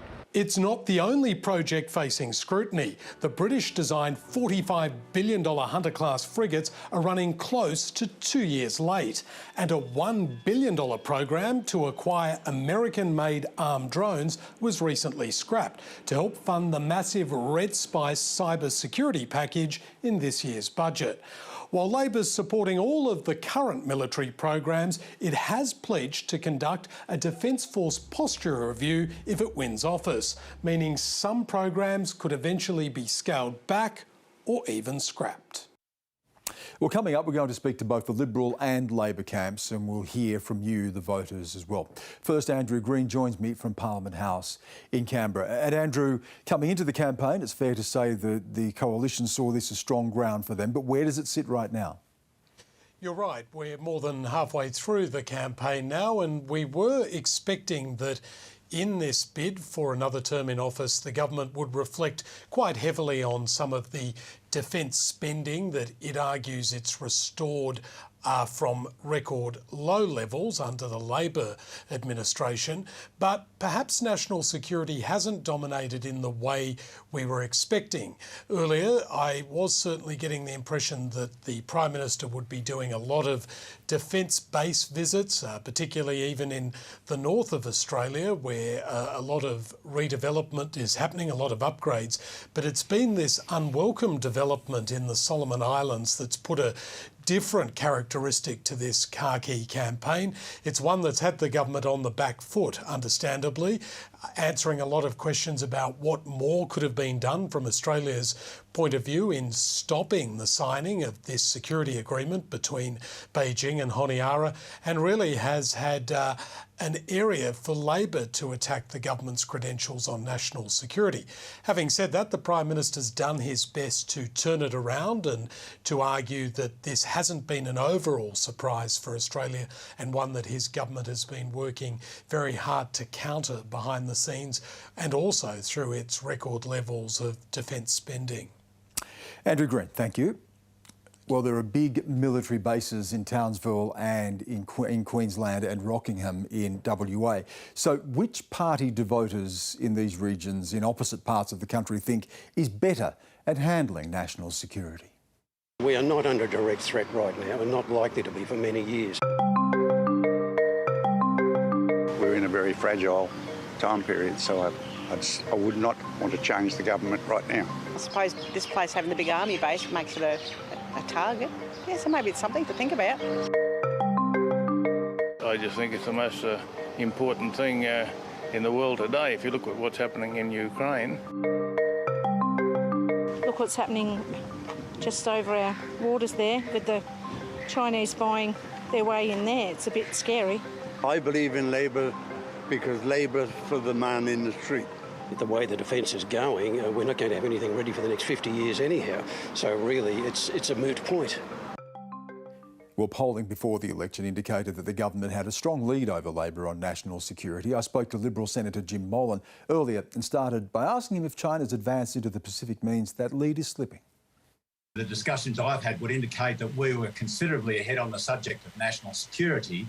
I think the concentration now that we've moved on to many other things, interest rates, the economy, etc., would indicate that the people have moved along as well. Whether or not the Solomon Islands was of such magnitude that it detracted from the people's trust in our record of many, many years, I doubt it. Well, it does, though, go to your credibility, though. Is the Beijing-Honiara security deal a damage to credibility? No, I don't believe there is, and I'm not being silly about that. There are some things which can be done, and there are some things which cannot be done. I often get this question, and I always follow it up by saying, well, what do you think we should have done? And that's the difficult issue. We had the heads of our intelligence go across to the Solomon Islands. We had phone calls between various emissaries. We sent an assistant minister across. But the basis of it all really is that the Solomon Islands is an independent country. Are those that say that we've done something wrong, are they saying that we should have occupied the country? Should we have threatened the country? Well, no, we don't do those things. Are they saying that we should have got a whole bunch of money and gone across and done what the Chinese do and then bribed our way into the country? Because we are certainly providing a significant amount of financial support because we are all part of the family, as the PM says. Well, there have been red lines drawn about Solomon Islands, though, and we've also heard from Peter Dutton talking about preparation for war potentially involving China. Is that wise? Is that necessary during an election campaign to use that sort of language? I don't know whether it's necessary during an election campaign, but it's very, very necessary now. And we just happen to be having an election campaign during a time when our strategic environment has deteriorated in a way that given how old I am, I've never seen in my life before. This is an extraordinary different environment that we are facing now. And if we're not preparing for war, then what are we doing? You know, it's just that in the past we've been reluctant to say it. I think it's a statement that absolutely every Australian should take and every Australian should think about. You might have heard the Prime Minister's the Prime Minister's speech on Anzac Day, where he said that it takes a nation to defend a nation. Now that's critically important. It's a very, very wise observation, and Stan, you may even have noticed that he was quoting me when he said that, so it's particularly wise. It takes a nation to defend a nation, and therefore we should always be prepared. The national security, the national security of this nation is not something which is looked after by diplomats or by the Defence Force. It is the responsibility of every person. I was greatly relieved to hear that we are now talking about preparing for war. That's the criticism, though, isn't it? We may be preparing for war, but we are not prepared. How is this rhetoric helpful? Well, I think that it's got to start with a discussion of what kind of war we might be preparing for. And that's the natural extension of what Peter Dutton said. So Peter said, we've got to prepare for war. The next question, of course, is, OK, well, what war are we preparing for? Are we preparing for an Australia versus China war, or are we preparing, which is my view, the more likely scenario is a regional war between China and the United States, in which we might be collateral damage. So until you get down to the specifics, the generalities of, well, are you prepared or are you preparing? You know, of course we should have started this 20 years ago. But we didn't start this 20 years ago, and that's a key factor. What we've got to do now, as fast as possible, is increase what makes us a strong nation. And what makes us a strong nation is to be economically strong, financially strong, diplomatically strong, and militarily strong. In some of those, we're doing okay. In others, we're not doing so well. So what then is the prospect of conflict with China? If Xi Jinping uses force to unify Taiwan, would we go to Taiwan's defence? We're very much likely to be collateral damage, and we have got to very strongly prepare for the kind of collateral damage in the first instance. But this is a bit like, you know, and until, Stan, we actually start to look at the specifics, because I would say, and American generals say, that China could beat the United States in our region very, very quickly. They conduct war game after war game after war game. And in their crude terms, they say, in each of these war games, we get our ass handed to us. So this is, and they've been asking Congress for money. They've got some of that money now, but their bases in Guam, in China, in Guam, in South Korea and in Japan are terribly, terribly vulnerable. So it doesn't become an issue of should Australia join in a war with China against the United States. Mate, it might be over by the time we notice it. China has the capacity to smash us and to smash the West in space, by cyber, by missile attacks on various bases, and also on and then to solidify so that any American counter thrust could be well and truly stopped. This is what American generals are saying from their own war games that they're conducting. Senator Jim Molan there with that very blunt assessment of what war with China could look like. So Labor says the government's rhetoric on China has left the nation exposed to foreign threats. I spoke to the party's Shadow Defence Minister, Brendan O'Connor, earlier. I started by asking him how he feels about the coalition's track record on defence. Look, I think there's been some significant national security decisions by the government that are questionable, some significant foreign policy missteps by the government. So really it's their record that they're looking to run on, and unfortunately they haven't acquitted themselves well in the area of national security, in my view. Yeah, you talk about the government's record though, but Labor has supported the government's positions. Defence update, increased spending, AUKUS nuclear-powered submarines. So you've tried to remove any difference, haven't you, between the parties at all when it comes to defence? Well, I really do believe the opposition's role when dealing with a government making big national security decisions is to support the government of the day in the national interest. When you agree, and we fundamentally agree with the AUKUS proposition, the re-enlivening of the Quad, the increased investment and expenditure. However, we don't believe the fallout with the French was well handled. We don't believe that the investment and expenditure has led to the defence assets and the capability we require. So it's the implementation of some of these things we are concerned about, and for that reason we'll make that clear. That's our job as an opposition, yes, to agree with the government on big issues when it comes to defending this nation. However, holding them to account for delivering assets or for their foreign policy missteps. I think the people of Australia expect us to do that. But the criticism of you, though, is that you were inconsistent last time you were in office, and that raises questions, does it not?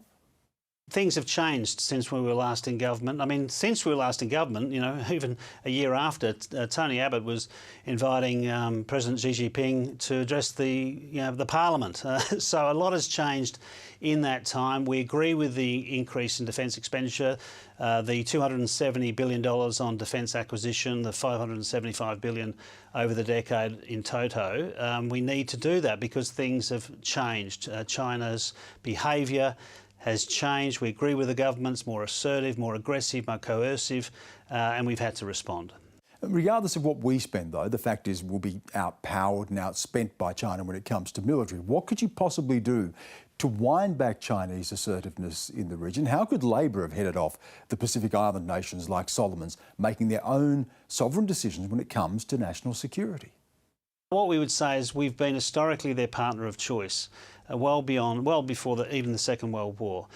We want to try and reassert that position. We want to make sure we remind them that we're their friends, not just their neighbours, that we've got mutual interests. And I think one of the ways to do that, Stan, is to, like the announcement Penny Wong and I and others recently made about increasing our investment in the Pacific. Increasing development aid, increasing our voice by, adding to the broadcasting capacity in the region, spending more money on aerial surveillance to protect the exclusive economic zones of those Pacific Island countries. So, in other words, work on transnational crime matters together. Spend more money on military training of Pacific Island Defence Forces and working with them more closely. So there's a combination of whole of government things you can do to reinforce and strengthen our relationships and hopefully reverse the concerns we've had about what's happening most recently in the Solomon Islands. Look at defence expenditure and assets and the commitment to develop nuclear-powered subs. That's decades away. What do you do to expedite that? What do we look at in the short term? Is it leasing? What does short-term outlook in terms of expenditure look like?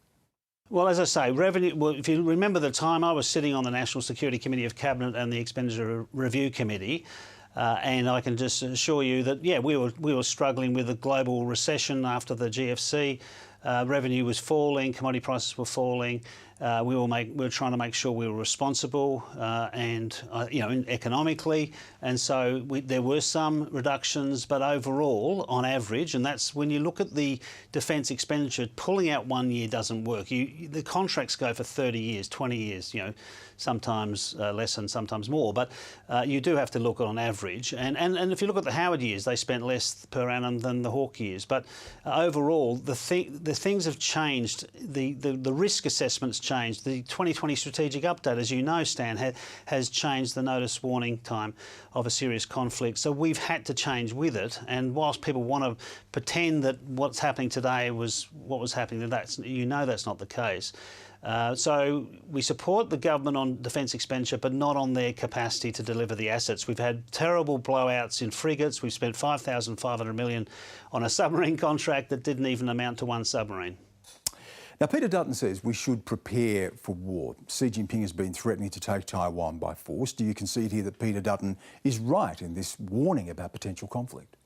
Well, I think we need to prepare to defend this nation, but probably say less and do more. I think Teddy Roosevelt said, speak softly and carry a big stick. Peter Dutton seems to turn that maxim on its head. I think it's no point talking up and using elevated rhetoric if you're not delivering the assets that will deter conflict. So talk less, do more, focus on delivering the assets we need in the short, medium and long term. Well, former submariner and now independent South Australian Senator Rex Patrick joins me now from Port Lincoln. It's good to have you with us. I want to come to submarines and defence expenditure in a minute, but we heard a very frank assessment from Jim Molan a little bit earlier about what war with China would look like, and frankly saying China could win win very quickly against the United States. Would that be your understanding? Oh, look, I don't think it is as it was many years ago, where unquestionably the United States would win a conflict. That circumstance has changed. We've seen the Chinese Navy, for example, go from a Navy that operated in the South China Sea to a Navy that now regularly sits off the coast of Queensland watching our major exercises, a Navy that transits through the Arafura Sea, as one did in January this year, and lit up a RAAF aircraft with a laser. Their defence forces have matured. They are getting depth to their defence capability, and it is a concern. Look, Henry Kissinger once said it would be surprising if a country that grew to a significant economic status in the world didn't have a strong military. So it's not surprising. I think that the dynamics have changed, and there would be questions as to the ability of the United States to properly defend Taiwan. That then goes, of course, to our AUKUS deal, nuclear-powered submarines, which are decades away. Given that potential conflict could be in 5 to 10 years, some have speculated, or even sooner, what do we do in that case? We can't be looking decades from now, can we? Sure. The AUKUS arrangement for submarines is a huge mistake, and the Labor are wrong to stand by it. There are 3 problems associated with the AUKUS submarine deal. The first is, as you have identified, that a submarine won't be delivered until 2040. That's 18 years away. Having a nuclear submarine turn up is like trying to have a perfect football team turn up after the grand final. It is too late. The only way a nuclear AUKUS submarine will help us is if it's got a time machine in the back of it. The second problem with it is that the cost estimate from the Australian Strategic Policy Institute takes the price up to something of the order of $170 billion. That's a bankrupting number. It's a number that, when you've got a finite defence budget, will take expenditure away from other much-needed capability. It's too expensive. The third problem we've got is, as the government tries to reduce the schedule risk to bring a delivery back earlier than 2014, we'll end up in a situation where, in reducing that risk, the job will go offshore. And that means we'll export $170 billion worth of Australian taxpayers' money to foreign shipyards for foreign jobs. It still, though, brings us back to the reality that you outlined before, and that is that China is stealing a march here, getting an advantage, strengthening their military. We may be in a situation of conflict. So given that you say that's too far away and too expensive, what does Australia do? Well, Australia needs to stop taking on the view that it is special in some way, and going to, as Mr Kinnaird and Mr Morter recommended in 2 separate reviews to the Department of Defence, moving towards more off-the-shelf solutions. In the case of the submarines, we could actually have a highly capable off-the-shelf design built in Adelaide and then improved in Australia, and that construction could start in 2 years' time for delivery of a submarine in 2 to 3 years' time, remembering that we went from a greenfield site in Adelaide for the Collins-class submarines to 6 years later having our first submarine. That sort of program, we would be able to get something of the order of 15 to 20 highly capable submarines for around about $20 billion. And we can do that here, and again, then use Australian industry to make improvements to those submarines. And I've been to sea on German Type 214 class submarines, both the South Korean Navy and the Greek Navy. I've been to sea on very small Norwegian submarines. And of course, I have been to sea on nuclear-powered submarines. So I do know the difference. Defence always seems to want the riskiest and most costly solution, and someone has to put up their hand and say, sorry, we've got a real situation developing and we need a pragmatic solution. Rex Patrick, good to have you on the program. Thank you again for giving us your time. Thank you very much. So while the Prime Minister and opposition leaders spar over who has the more effective position on China, voter attitudes suggest Australians support a stronger line on Beijing and more investment in foreign aid and defence spending. Let's bring in data analyst Casey Briggs now. Casey, when you look at the Solomons issue and the handling of that, what's polling telling us about who has the better outcome on this? Who's best positioned to handle it? It's some really interesting numbers we're seeing, Stan. You know, parties want to set up these election contests on the terms that they think they'll do well on. The government obviously was building pillars around the cost of living and the economy and foreign policy and defence issues. Both of those issues have seen a shift in the terms of that debate, if you like, during the campaign. Obviously, a higher than expected inflation rate rise leading to some interest rate rise, one and another one expected, has changed the economic debate.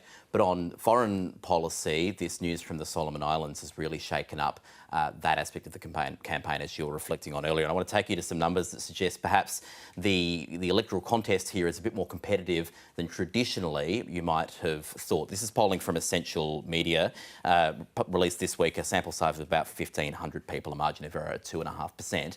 And people were asked, which political party do you trust more to manage the relationship between China and the Solomon Islands? More people saying Labor than the coalition. Of course, a lot of people sitting in the middle saying there's no real difference between the parties on these issues. But this is obviously an issue. These are topics that the government thought coming into this election. I think traditionally a lot of commentators thought the coalition would have the edge on. That doesn't seem to be the case this time around. How much is it weighing on voters' minds, or how important is this particular issue? I think that's another key point here, is that this, while it's an important issue in a lot of voters' eyes, it's not the most important issue in this campaign. In the same Essential poll that we were just talking about, they asked basically a series of issues. How important are these issues? And have a look at these figures. The cost of living was the most important issue, 79% of people saying it's very important or important. Improving public services like health and welfare, also ranking very highly job security and climate change. And that's broadly consistent with the other polling that we've seen through this election campaign. The relationship between China and the Solomon Islands, 46% of people saying, yes, that's important or very important, but it is a lower order issue than many of these other ones. So that is maybe some, you know, in terms of the brutal electoral maths of it all, maybe some comfort for the government here that maybe this one won't factor so much into their decisions. Casey Briggs, thank you for that. Well, China has hit back at speculation Beijing will establish a military base in Solomon Islands after Prime Minister Morrison claimed it would be a red line for Australia.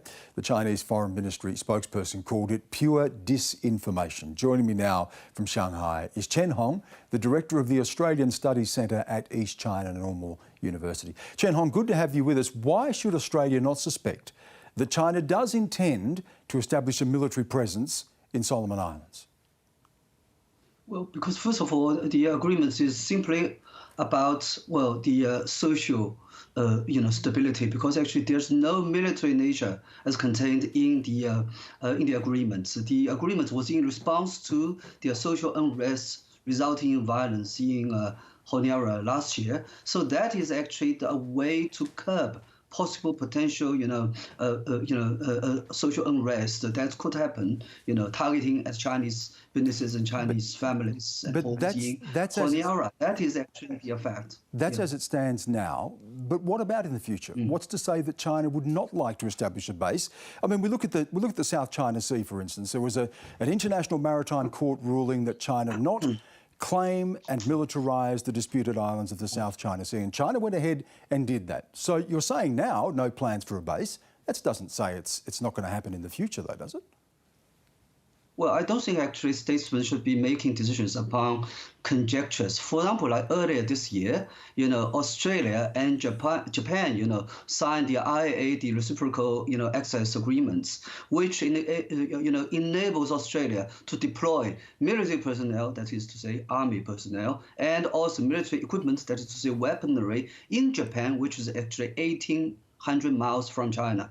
So China didn't make a fuss about that. China didn't say, okay, Australia is ready to attack China. Because actually, as two sovereign nations, two sovereign countries, Australia and Japan have all right to enter into any deals they like, as long as that is not targeting at a third party. So likewise, China's agreement with Solomon Islands is also agreements between two sovereign nations, and actually, both the Prime Minister Sogaveri and also the Chinese Foreign Ministry expressly, indicated that actually there's no indication that actually the agreement would lead to a military, military base. That is actually, the stance we have been having. The difference here is that this has traditionally been seen as a sphere of influence for Australia and particularly the United States. And that's why we're hearing this talk of red lines. That's why we're seeing the concern from the United States. China has said it seeks to be the preponderant power of the region. It's building its military. Given that context, why shouldn't there be greater concern, caution, suspicion, even fear about what may happen? Well, I don't think actually China agrees that there should be a sphere of influence or backyard for any country. I think actually Prime Minister Solberry also repudiated this actual idea about regarding the South Pacific as Australia's backyard, as backyard is simply designed for dumping, rubbish. So this is actually, it is Australia's region. Australia's a Pacific country. Australia shares that space with Pacific Islands. Sovereign islands and also Pacific Island nations, their feelings and respect them, accordingly. Let's look at what Xi Jinping has said about Taiwan. And again, this adds to the concern at the moment because we've seen an increase in military exercises against Taiwan, in both in their scope, their intensity, their size. We've heard time and time again Xi Jinping say that China reserves the right to take Taiwan by force if necessary to reunify Taiwan. That potentially puts China and the United States on opposite sides, potentially dragging Australia into a conflict as well. That also goes to the level of concern right now, doesn't it?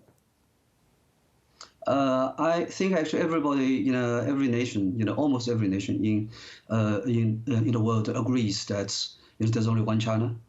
And, the government in Beijing represents the whole China and Taiwan as a part of China. That doesn't authorise force, though, or talk of force, does it? Part of the agreement that, as expressly indicated in the communique, which actually consolidates the bilateral relations, diplomatic relations between China and Australia and China and the United States. And also, I think actually you used a very good word. You said reunification, in other words, China and Taiwan. Well, that's the language that's the language Xi Jinping uses. One part of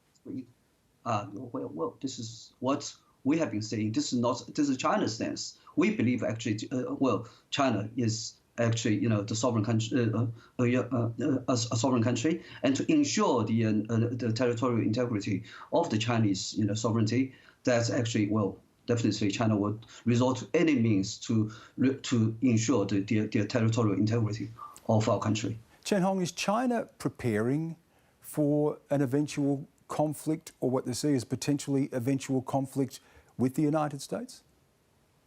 I think China never, draws a red line with the United States or with Australia. Well, Peter Dutton has been threatening war with China. Well, drumming, the beating of the drums of war, but China never threatens war with any country. But Xi Jinping does talk about using force against Taiwan and is building is building the military. So what is he building the military for and arming it for and building that power for, if not the potential of a conflict?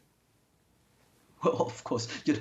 Australia is actually arming itself with a fleet of nuclear-powered submarine. Australia is also talking about, the manufacturing and deploying of sovereign missiles.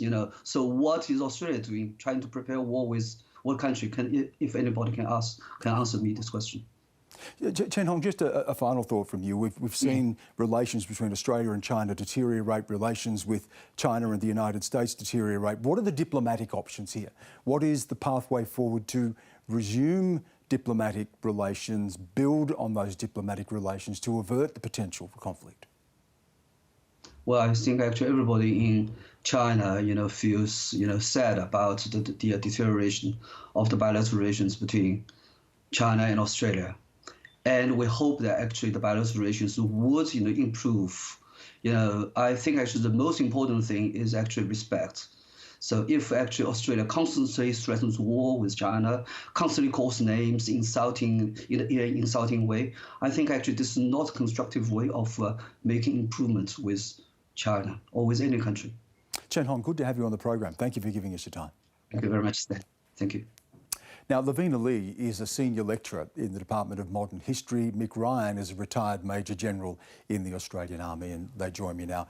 Mick Ryan, I'll start with you and just go back to what we heard from Jim Molan, a very frank assessment of what conflict with China would look like, that China is upending the status quo and, in his words, could inflict a defeat on the United States very quickly. Do you share that view? Well, I certainly share Jim's view that China is upending the status quo, and they have built a very powerful military over the last 30 years. But remember, the United States military is an enormously powerful one, and in the Pacific alone, its navy has really no peer, regardless of the size of the Chinese navy. The US Navy is very powerful, and I remain optimistic that the US military can hold its own, particularly in the Western Pacific. And yet we saw that same military leaving Afghanistan, of course the return of the Taliban. There were the previous wars in Vietnam, wars in Korea, where that overwhelming force was not necessarily successful. So again, if we're looking at increasing Chinese power and the US trying to maintain its presence here, what would that conflict look like? And what would the US have to do to be able to regain, or you may think retain, that strategic and military advantage? Well, I think any conflict that's initiated by China will feature large-scale use of cyber forces, large-scale use of medium and long-range missiles, as well as the new Navy that they've built and their Air Force. But remember, the United States also has these kind of capabilities, and they have vastly more experience in integrating these different domains in warfare. We should not underestimate or write off US capacity in the Pacific. Lavina Lee, what does that mean for the choices Australia is making right now? I mean, we're clearly, with the AUKUS deal, getting into the nuclear-powered submarines, the Quad arrangement as well, increasing our military. But what does the next 5 to 10 years look like for Australia when it comes to security? Look, you can see already with our Defence Strategic Update last year that Australia is preparing itself for the possibility that we might have to join the United States in a conflict over Taiwan. And the Defence Strategic Update is looking at not only the possibility of integrating nuclear forces and better submarine forces. As we know, those submarine forces are not due to come online for quite a long time.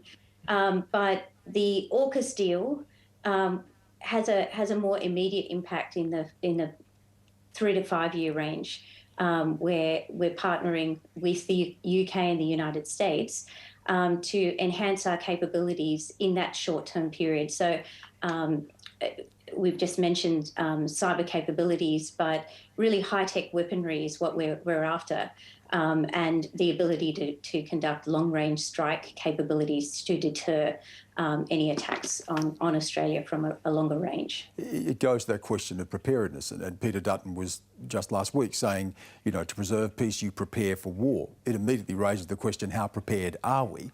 How prepared are we right now? Look, I think, you know, there are commentators out there in the media always calling for us to spend more money. And I do think... Which we are doing. Which we are doing, but I think we need to obviously spend smarter. There's a limit to how much you can spend. We're already spending or committing quite a large amount of defence dollars going forward in the next 10 years. So we are going to meet our commitment to spend more than 2% of our GDP on defence. I don't think it's about the amount of money. It's about targeting more immediate, I guess, a bang for your buck in the next 3 to 5 years. And I think that's what Peter Dutton's talking about, accelerating to a war footing, is that it has to be more urgent. Mick Ryan, what does preparedness look like? And is there a sense that Australians are becoming more aware that this is something that may be imminent and we need to make hard decisions about this? Well, preparedness doesn't look like soldiers carrying bags at quarantine hotels, to be quite frank. The ADF has a lot of recovery to do from the last 2 years of support to state governments, as necessary as they were. And to be frank, in the future, it's not going to be able to do all those commitments to domestic society as well as prepare for potential conflict. It's probably going to have to grow, and it's going to have to do a lot more training with the Americans and Japanese and others, just to ensure that we look to the Chinese that we're not the kind of country you want to take on, and that the deterrence effect that's described in the Defence Strategic Update is realised. Are we late to this? We're talking about this now. If we go back to 2009, Kevin Rudd, in his defence white paper, is increasing defence spending, warning back then of China and what the risk or challenge or threat it might represent. Have we lost a decade? Well, one of the great joys of being in a democracy, Stan, is that sometimes we don't get these kind of calls right. I'd rather be in that kind of system, but it's not too late. There's still a lot we can do. I think, as your previous speaker has said, it might be a matter of spending a bit more, but it's certainly a matter of spending a lot smarter than what we currently are. Lavina, what sort of a wake-up was it when Solomon Islands announces a deal, a security pact with China? Well, I think this has been some time coming. So in a sense, I don't think it's necessarily a surprise that it's happened. I think there were warning signs that this was on the cards for at least 3 years, if not longer. So China has been knocking on the door of countries like Vanuatu, Fiji, PNG for quite a long time. So I think it is a wake-up call in the sense that we now have, for the first time, the potential for a hostile power within 1,600 kilometres to 2,000 kilometres of our shores, and we haven't faced that since World War II. So it certainly tells us that we need to be very cognizant of the other countries in the Pacific and the vulnerabilities that they might face in terms of Chinese influence and the potential there. If it wasn't a wake-up or shouldn't have come as a surprise, what were we doing wrong that Solomons would take that step? Look, obviously in the Solomons case, you've seen a bit of reporting coming out already, and I think it can be said that I think it's based on sound intelligence. I've read reports, credible reports, that in the recent no confidence vote against Sogavare, China provided him with some funding, which he then passed on to all of those politicians who thought to vote against him, in the tune to about $30,000 each. So what we're dealing with is not so much, I think, a misapprehension about the value that Australia plays and the value that Australia has to the people of the Solomon Islands, but I think perhaps there's a bit of a failure of diplomacy in terms of understanding the mindset of Sogavare and just how far our persuasiveness was actually getting. I think we're really dealing with a hostile actor in the Solomons, the leader of the country. I think it's very difficult to convince him otherwise, and now we've got to move to a footing where we need to, I dare say, apply more sticks as opposed to carrots to him personally, to try and deter him from taking the next step and actually activating that.